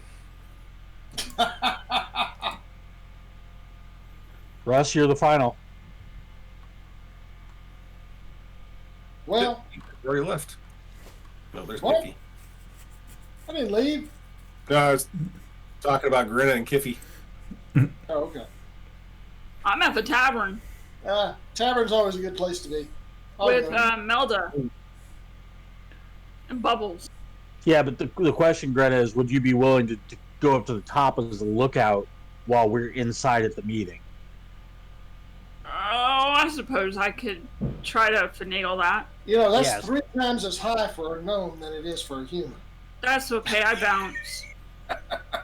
Bounce. If I that was- die, Bubbles will eat him. You can always land on Bubbles.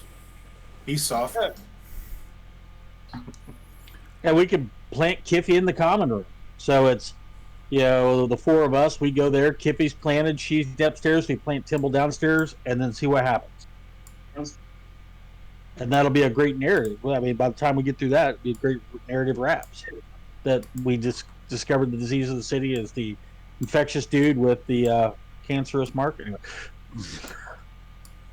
I thought it was Tomas. I think we're going to find our I'm answer confused. north of the city. I think it is going to be north, too. I think it's the water roll. It's either the tavern or what's north. The graveyard's on the other side of the street. All right, Brian, I think we're ready for you again. Welcome back. You had a great break. Yeah, it was nice. I just sat back here and listened to you guys. I'm taking notes. So I guess Brenna's going to go up top. Okay. Woohoo! Tiffy's going to plant in the tavern. And the 4 of us are going to ask for a tavern tour so that at some point we can plant Timble in the basement. Are you Okay. doing that before or after the meeting? Before the meeting, that's the hour lead up. And then during the Oh. meeting, we've got people stationed. Does that make sense? Yeah, gotcha. Sorry. You're good. Now, if I fall and die, Bubbles gets to eat Thomas. Wow. I'll get right to that. Okay. Sounds lovely. Okay, so Revenge eating. revenge eating. He's eating his emotion. Okay. He's eating his sadness. He's pretending I'm ice cream. That is. A menopausal ward would be pretty interesting. What kind of bonuses would you I give couldn't that? find it. You probably just have to do a search. Okay. Uh-oh. Whenever he touches something over there, I'm kind of nervous actually now. Okay. Wait a minute. The lights turn red. Here we go. Anyway. I was thinking that it hasn't turned red yet. Yeah. From Not every yet. corner. Soon. No.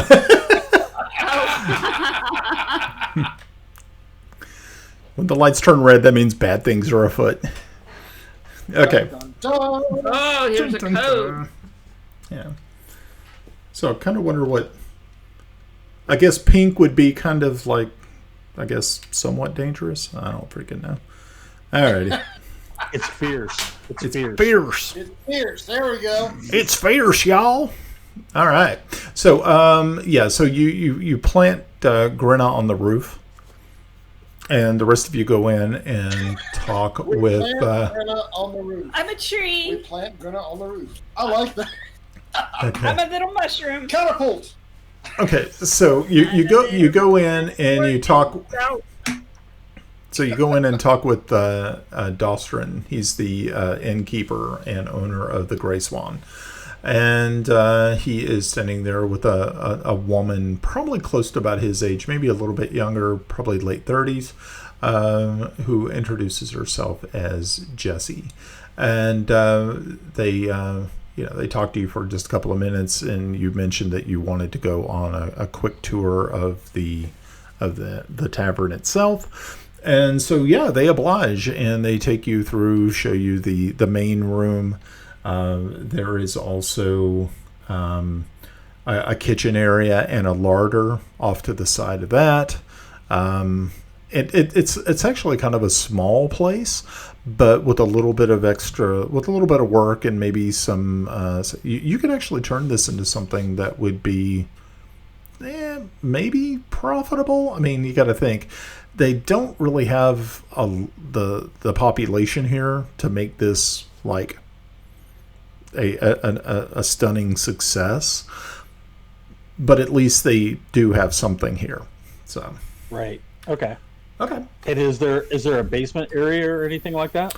There is not a basement area. There is actually an outbuilding which they used for storage. It's back over here. Gotcha. What about a tap room? Or do they keep their taps right there in the main? Right over here, mostly. It's all like tap stuff. Yeah. What's them about There's like a bar. Where do they get their ales, or do they brew them locally? And where do they brew them at? Okay, the ales they do get locally produced. They have mead and ales. I mean, they have apiaries nearby that provide the honey. So that's at least one thing. Now, as far as wines and things, what happened? The fact that you knew the word apiary. Oh, yeah. Okay. Yeah. My dad raised bees when I was a kid. So. That's cool. Yeah. Matter of fact, that's like once I get done with this bachelor's degree, I'm actually going to get 2 working hives.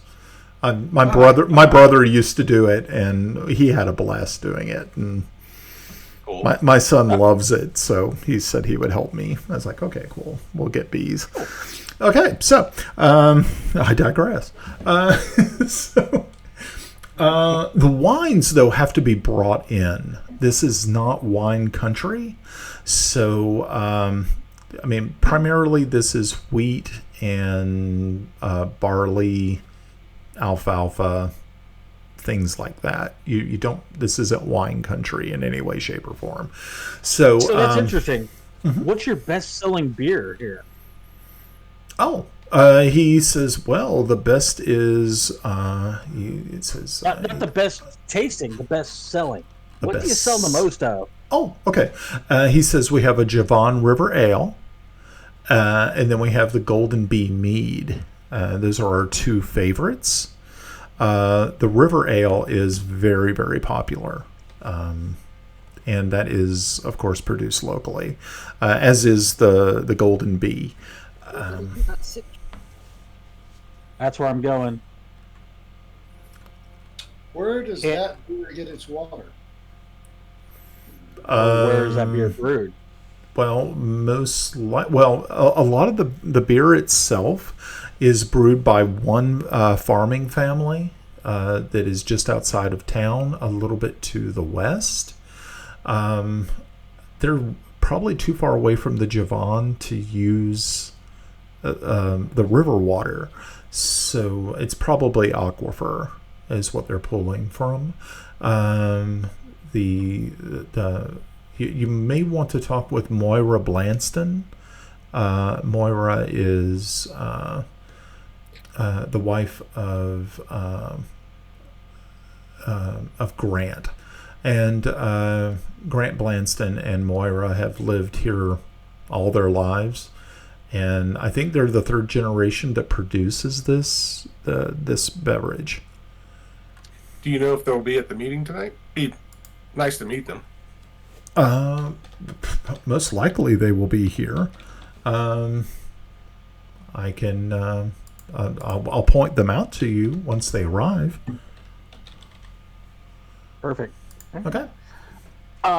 So since we didn't get into a basement, Timble, any place that you think somebody might try to eavesdrop would be where that was the concept, right? So if you see a spot, peel off. Where did you stick Melda? Melda is actually just right here. Yeah, she's in the bar. Yeah. What about Grenna? Excuse me. Grenna's on the roof. I'm sitting on the roof. On the roof. You can get anything you want on the roof of the house. That side or the other? Probably. Okay. All right. So by the time you get done with One into the other.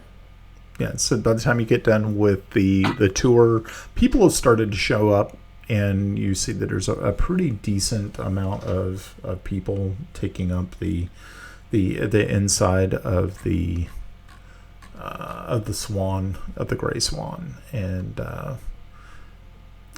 Lily is there, as well as one of the guards, and you see some other people that you haven't met before have started to make their way in. A few before we break, I'm gonna, as everybody kind of goes, I think Timble's gonna make his move and everybody like that. I'm gonna pull him aside and say, "So, are we ready to make a deal?" He says, "I have talked it over with Jessie, and she's still kind of torn. Would there be? I think she wants to sleep on it, and also to hear what you all have to say this evening." Well, that's exactly why. Because I would love for you to back me as we speak to the town, because I want to keep everybody here. I want to do whatever I can to help everybody stay here, and because if everybody flees, this city will never, this little town, this little hamlet will never recover. So my goal is to keep everybody here, and I'd really like to show of unity. Now, of course, if you choose to leave, that's fine. I've told your husband I'm willing to have you as to run the inn for me. I'm offering you employment for the rest of your lives, as long as you don't cross me or steal from me. Then I'll have to bring in Dalton, and then it's all Roadhouse. But until then, Your mama dropped you when you were little, didn't she? your Roadhouse. She used him as a basketball. What are you talking about? Until then, you have a lifetime job. I just will be the owner and receive a profit. But we have to get there. And I'm showing my commitment. And I'm willing to do that right now. I'm going to toss a persuasion dice, too. Okay, go ahead.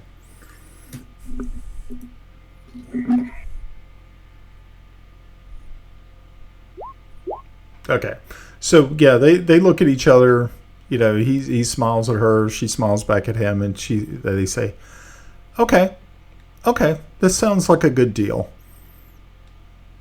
And so, there you go. I swing my pack around. I pull out my pouch.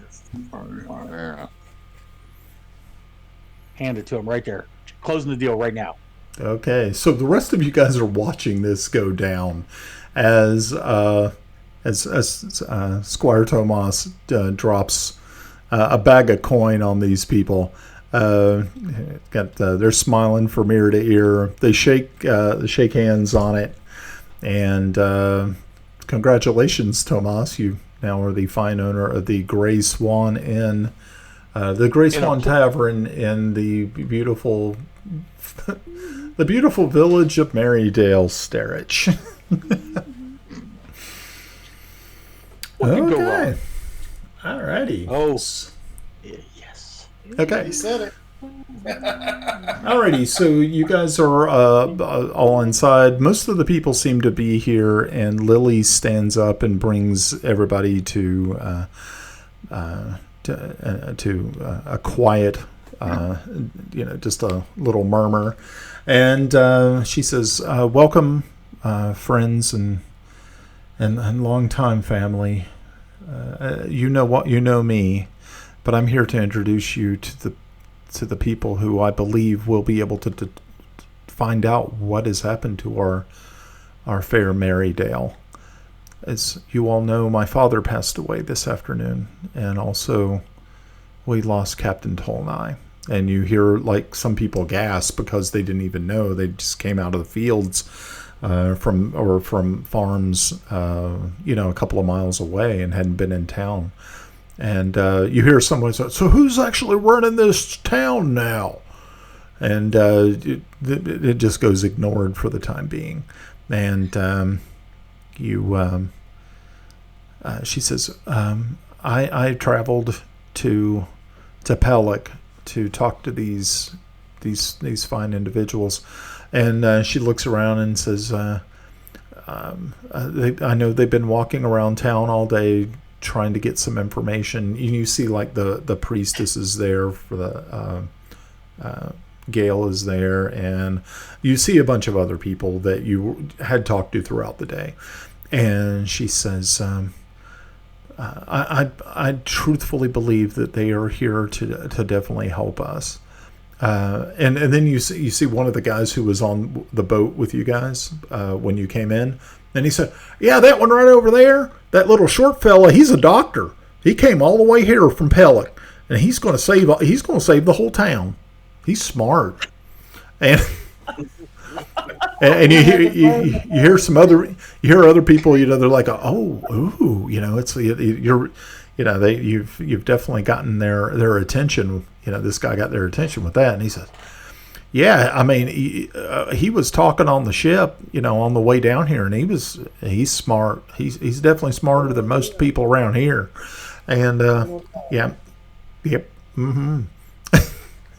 So so she continues. So I'm going to let them introduce themselves to you, and I just have great faith that they're going to be able to help us. Okay, so she turns to you, Kellex, and let you say your piece. Joy. Go,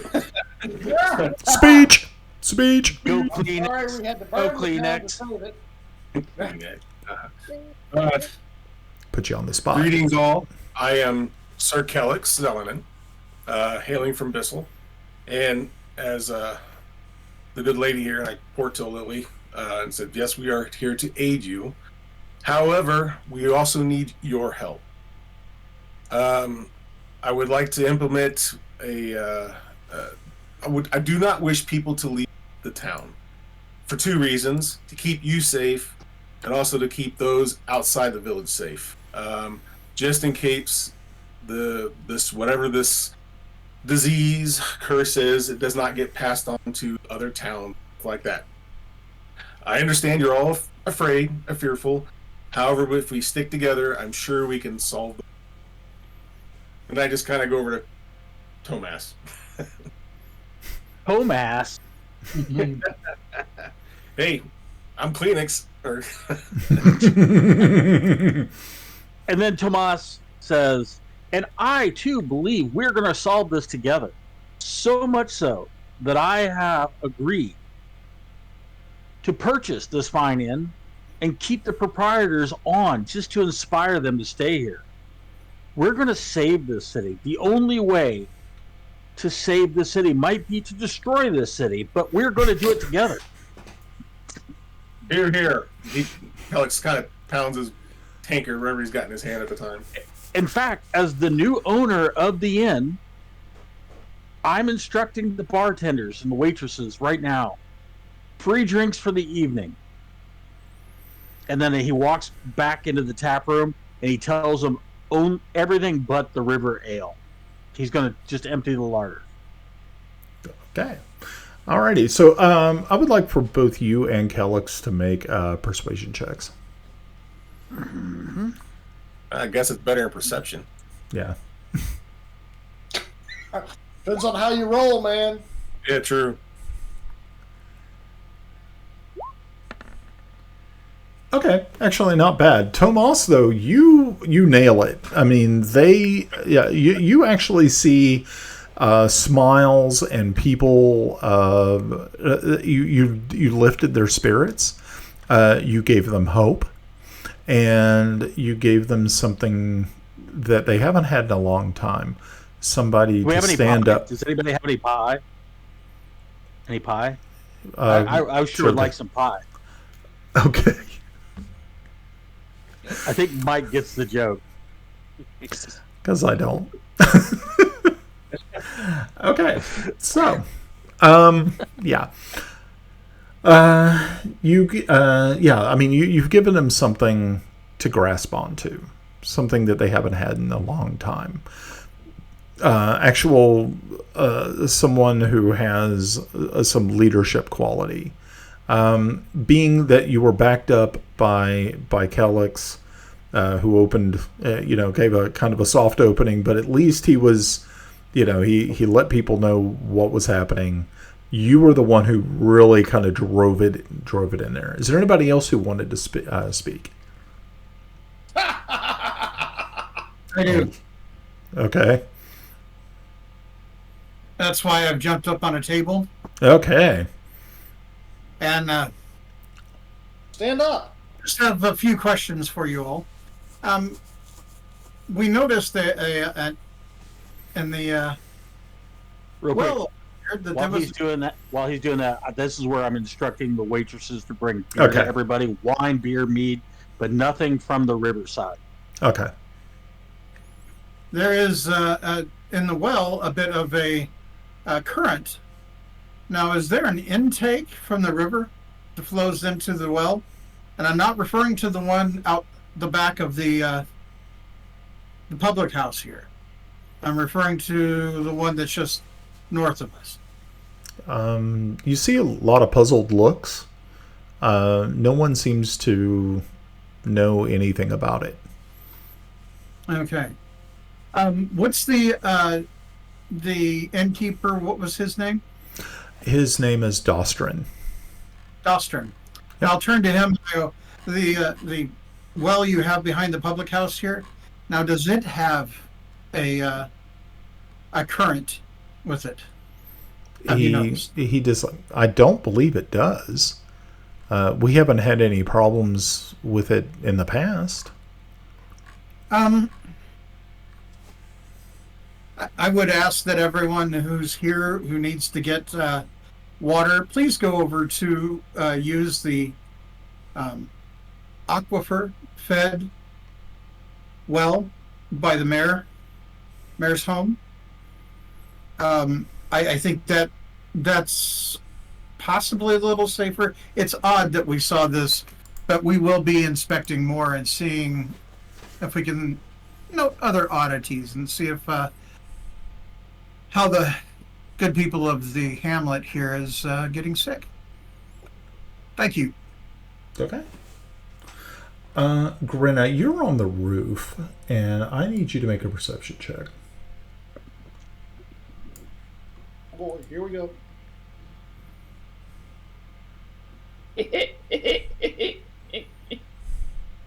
Thankfully, what about the dog? The dog. Oh yeah, but he's down on the ground. Yeah, he's on the ground. But he's outside. Yeah, he is outside. Baby, baby, let me sleep on it. I don't see a thing. Baby, baby, let me sleep on it. All right, so while Grinna's up there just, trying to, she's taking a chunk of beeswax and actually, applying it to her, the string on her bow.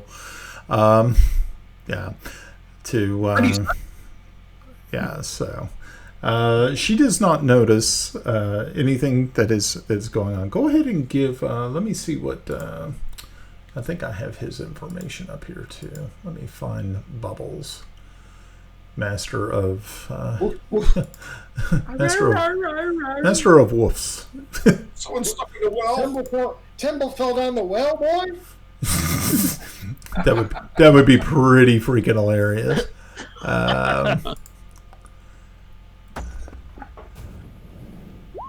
Okay. Well, he's not really too interested in what's going on either. He's actually looking through one of the windows and checking you guys out as you're. So he does not notice.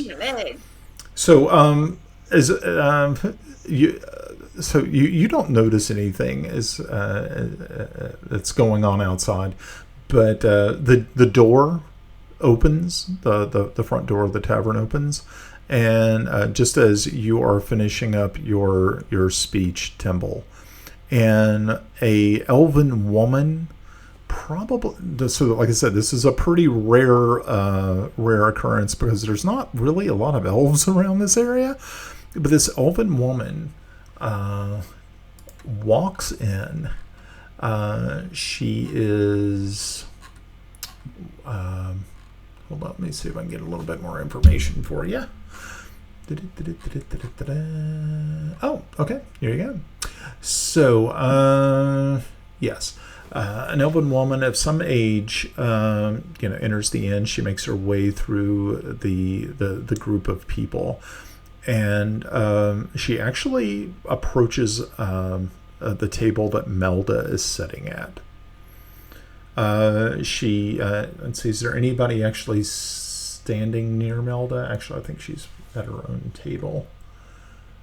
Yeah, she's by herself. Yeah, so she's actually by herself listening to you guys. You will all see her converse very, very briefly with this elven woman. And the Is she woman. hooded by chance? I'm sorry? Is she hooded? Yes, she is. Okay. So let me grab her real quick and drag her down here. So How we can, loud were they speaking? I'm sorry. How loud were they speaking? Not very, but if you want to try to listen in, you can. Perception? Okay, hold on 1 minute. Let me actually get this person sitting there. Okay, yeah, just a perception. Okay, so okay, very good. Yeah, you're listening. Yeah. I mean, there's other people talking, and so it's a little bit harder to make out, but it seems as though you're looking at Melda's face. She seems very puzzled at what this woman is telling her, and as she, like I said, she's hooded, but probably about 2 to 3 minutes into the conversation, she reaches up and pulls the hood back. And once you do, you realize something very striking about this woman. While she is definitely an elf, probably about 500 years of age, they age very well. She looks very similar to Melda. You can see that there is some sort of resemblance. A familial resemblance? Yes. As I see this, Kellex is gonna kind of make his way over to the table. Kellex is not alone going to the table. Okay. And by the way, Brian, Yeah. Could you drag my character in there? I'm just having a little bit of struggle getting in the room. I was actually playing here, not on the table, so if you can drag me in, place me appropriate. Sure. Thank you. I think underneath the barrel would be a good spot. Underneath Shut the up. barrel. Okay. I got you in there. You're in the building. Back and to the left. Okay. Once again, Grenna, can you give me a perception check? Greta. Okay, it's now full dark outside, so just to let you guys know. Full dark. Or mostly dark. Mostly. Mostly. Okay, so... But not moistly. Did we get that perception from Grenna? Yeah, Grenna? Grenna. Perception. Perception. You can do it. I'm working on it. We have faith. Hey! Oh, okay, cool. All right, so... Better than mine. Okay, My so... brilliant plan actually worked. Yeah, that's awesome. So as you are looking down, you hear a cart approaching with a single horse.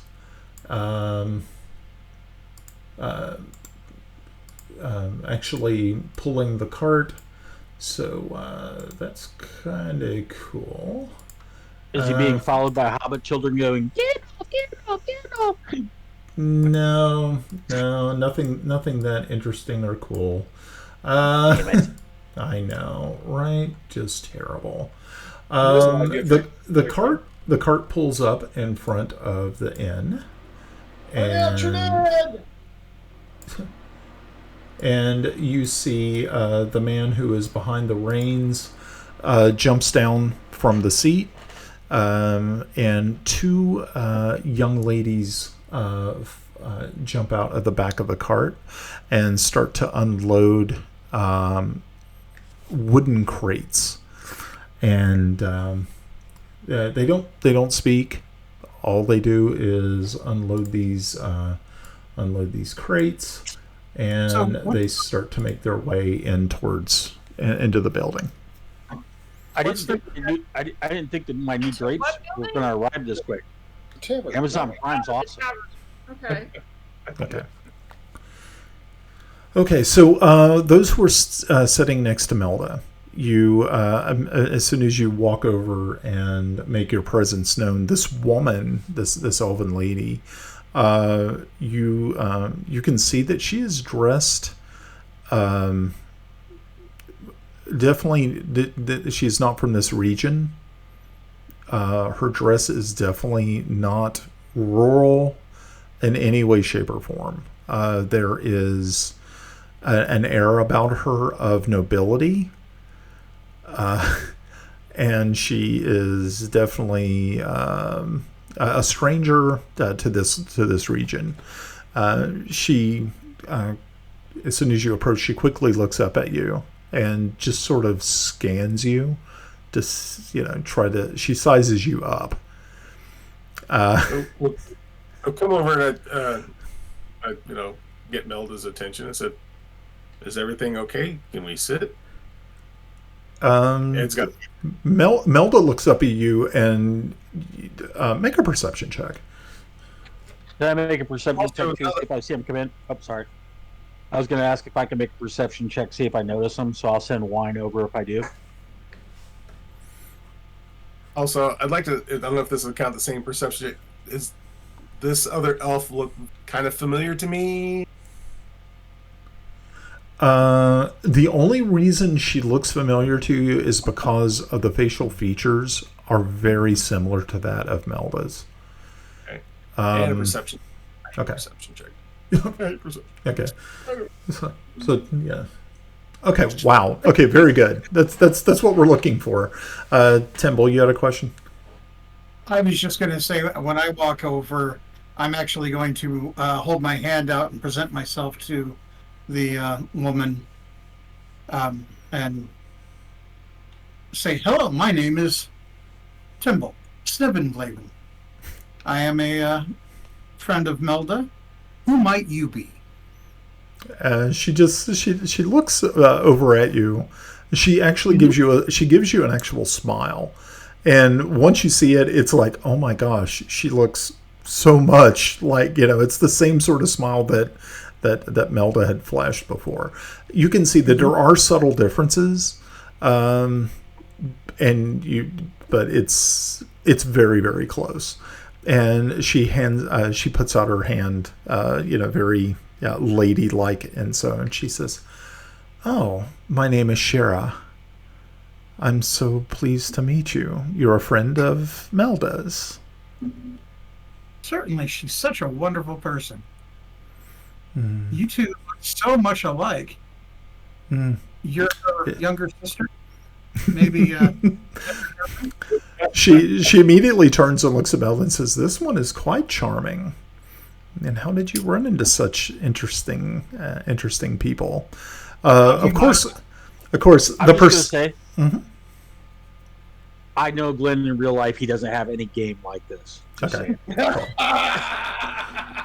So Kellex, the perception that you were trying to, the information that was being given to you by the look on Melda's face was of absolute bewilderment and also kind of fear.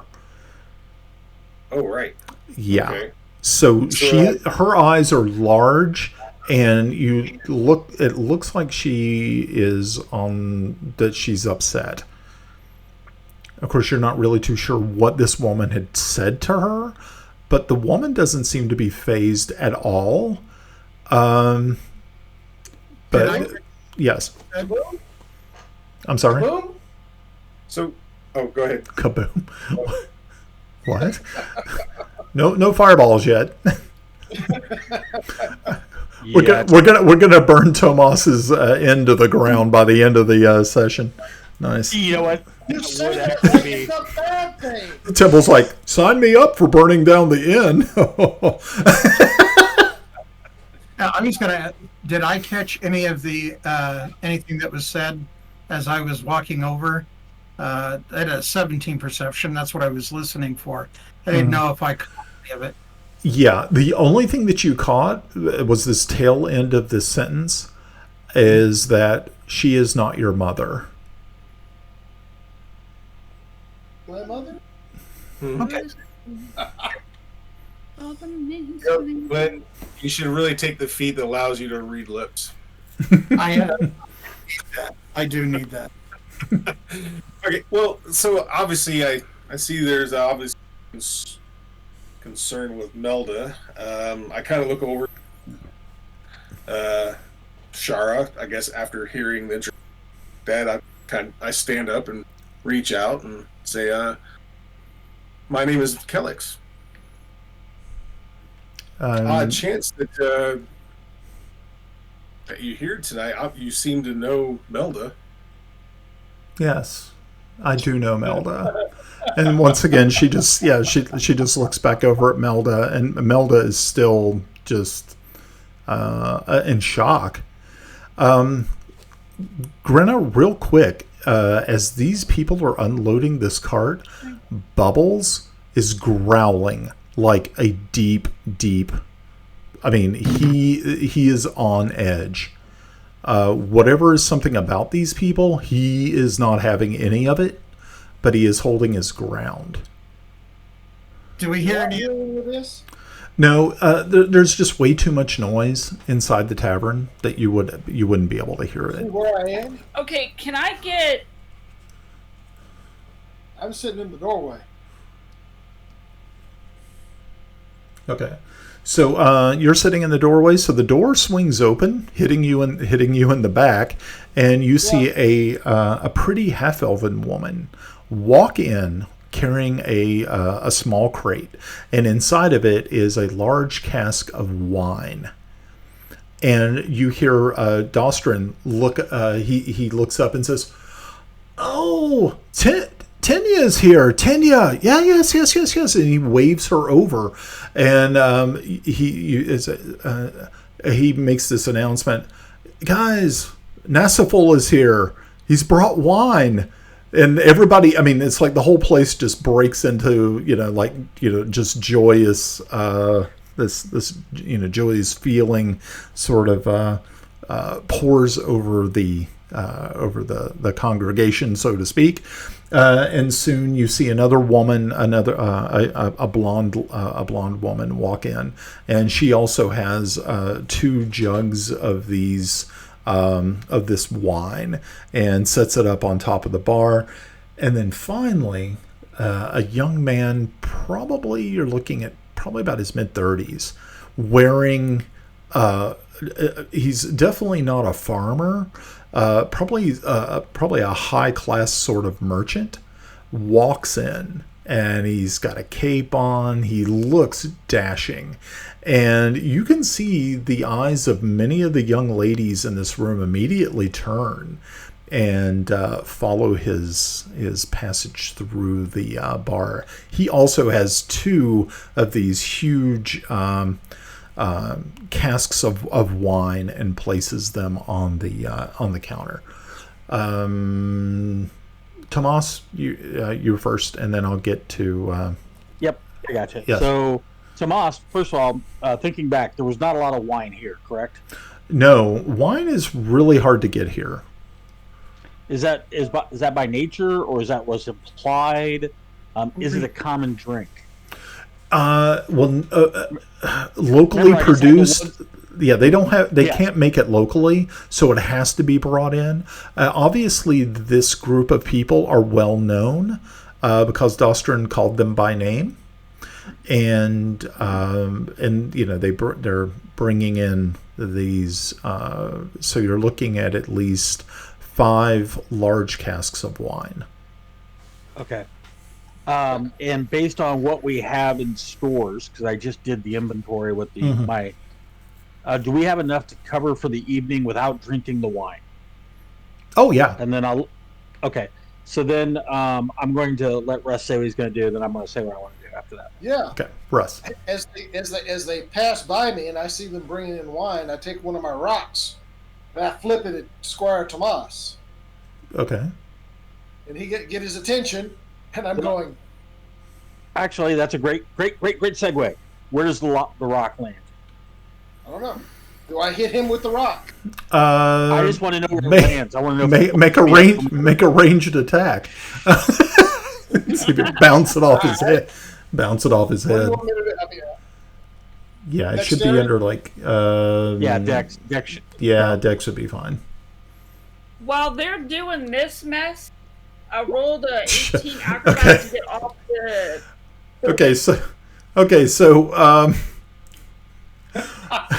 So Yarn takes this thing and it smacks you upside the head with it, and you go, "Ow!" Russ. So Yarn, I need you to make a roll a 1d4, please. Oh man, you're gonna make me. Oh man! Oh my goodness! You could put it in that roll. Yep. Down there at the bottom. Just one. Just a 1. Yeah, so you only take 1. Yeah, you take 1 point of bludgeoning damage. So much bludgeoning. Yeah. Oh.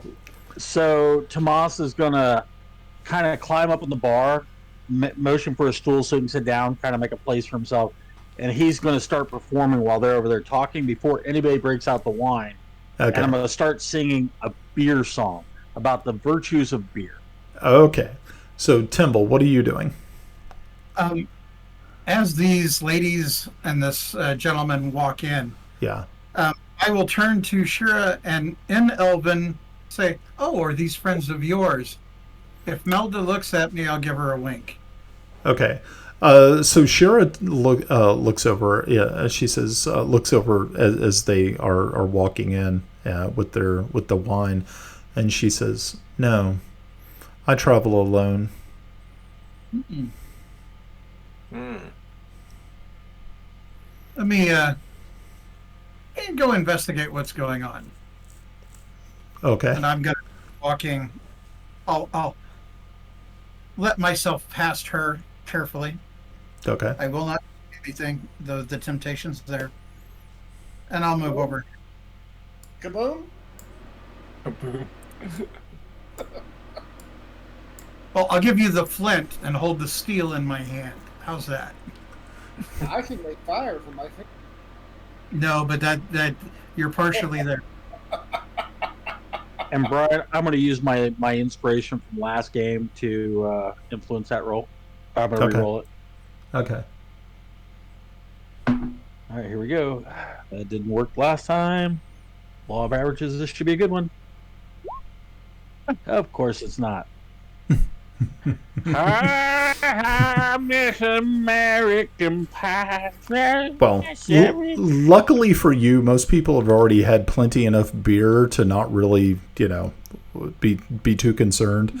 There's only a few people who have had, who have not partaken. The mysterious elven woman is one of them, and she just kind of looks puzzled at your performance.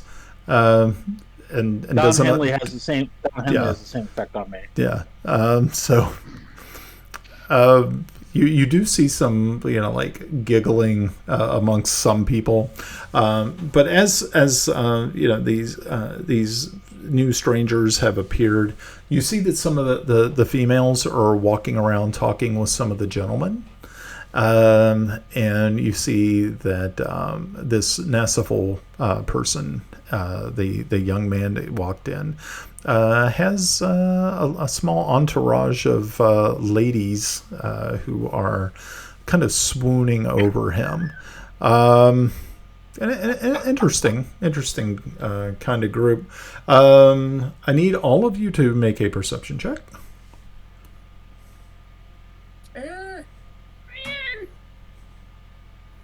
Except for Grenna. Grenna, don't do a perception check. I'll get to you in just a second. Okay. Okay. So, Timble, Tomas. Actually, wow, you guys are really rolling well now. What the hell? It's important. All part of the plan. Okay. That's the problem. When we role play, it's not important. When we're getting ready to get our asses kicked, it's important. Yeah, so as you're staring, as you're looking around this room, sort of taking everything in, your eyes immediately go to this window over here. And you see Bubbles is standing on his hind legs looking in the window. And you can see that there is, I mean, his teeth are bared. And like this drool is just like coming out. I mean, he looks... this is the scariest you've ever seen him look. He looks deranged. I'll open the door. Okay, No. so Grenna, Grenna, did you have did you want to say something? I did. I rolled an 18 for acrobatics to get off the. Okay, cool. Okay, so yeah, you just decide that, hey, this doesn't look all that high, and you I assume that there's a rope there, but I wasn't sure that I could climb down the rope without you going roll acrobatics. So I kind of went ahead and rolled acrobatics, assuming that I'm shimmying down the rope. It's not a 2-story building. You should be fine. yeah. Well, no, I think with an 18, you would be able to pretty much just like, okay, cool, I've got this. You know, here, hold my ale, and you do like a 3-point landing. You know, you come down like a superhero, and you know, unfortunately there's no one around to see you do it, so it's like, oh, that sucks. Where is their cart at, roughly? Here. Okay. All right. I am going to... And you're at the door still? I'm still at the door. Okay. I'm going to stick my head in, and I'm going to tell Fireman Okay. that Bubbles doesn't like these guys. I'm going to go check out their cart. He's a fire starter. Okay. I'll make sure Okay. the door stays open. So I'm going to go check their cart. All right. Okay, yeah, so you go and check out the cart. There's more wine inside. But there really doesn't seem to be much else with this cart. Make a perception check.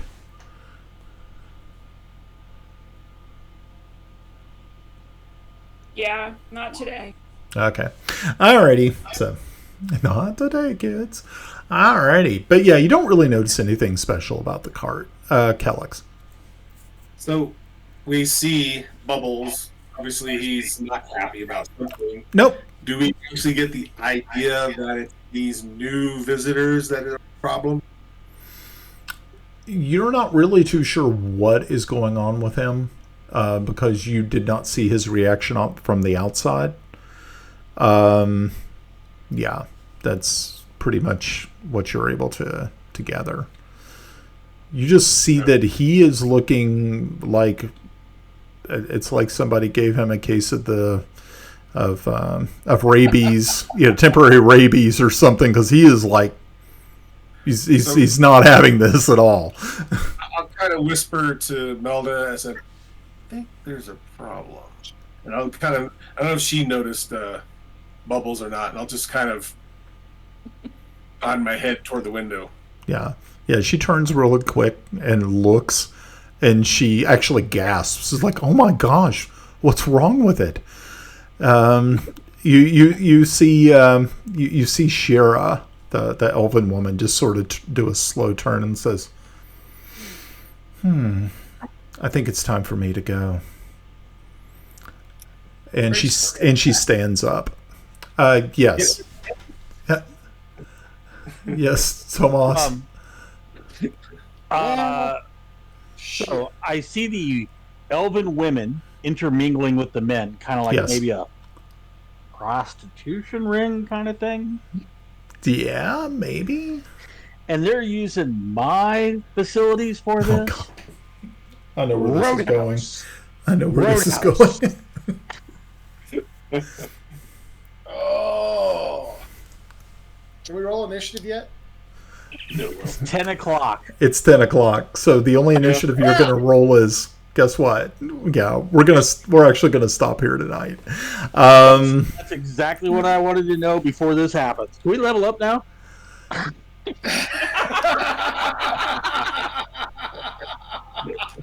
We had our chance. Oh, No, The wine that they were carrying when they came in. 97. 97. I'm renaming the bar Old 97. Okay. Old 97.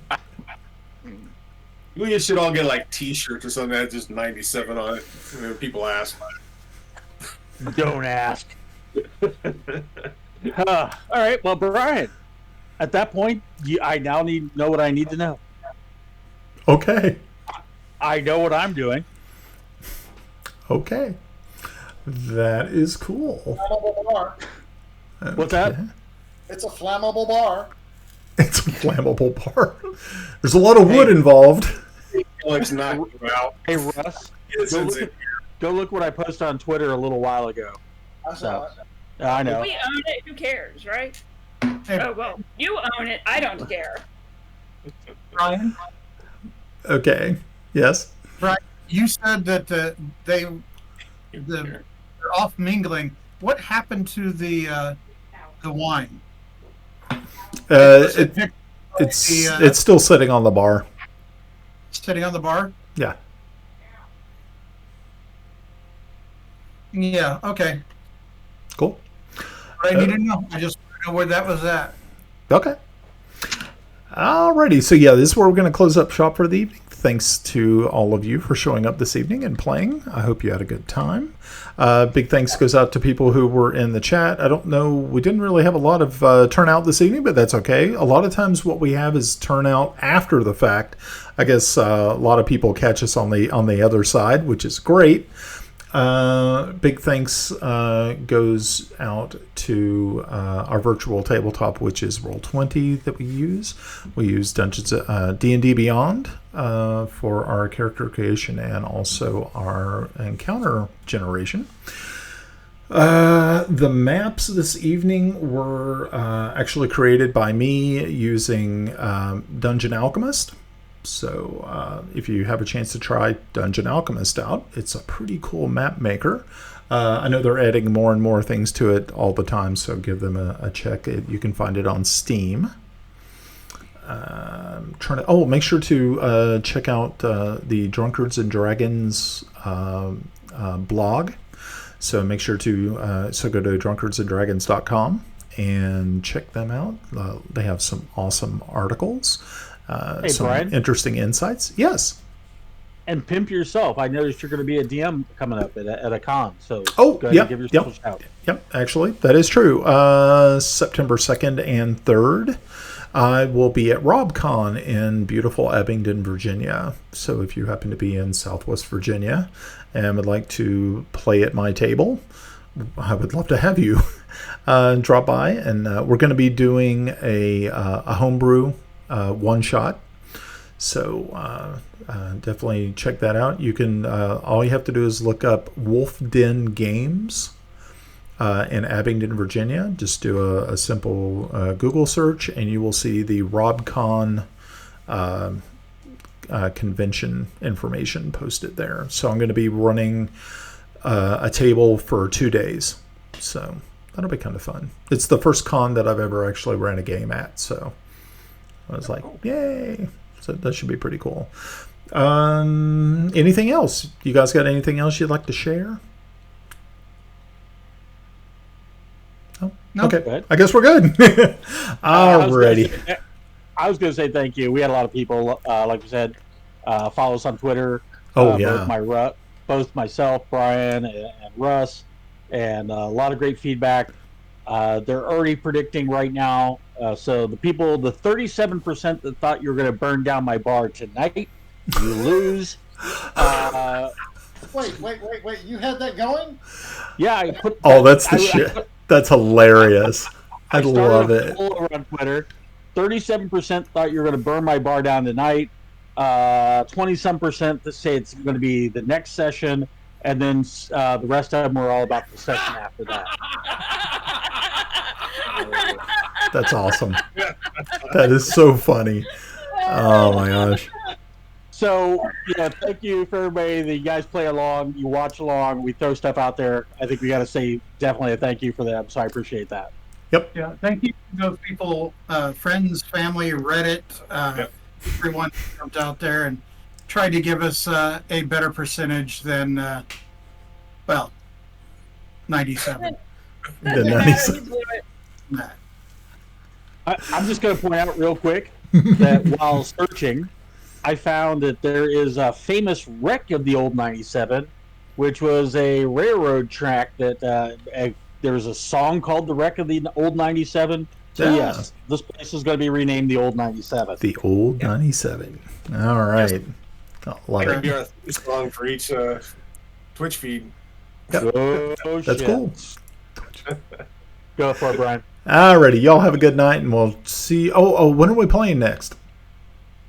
Tuesday.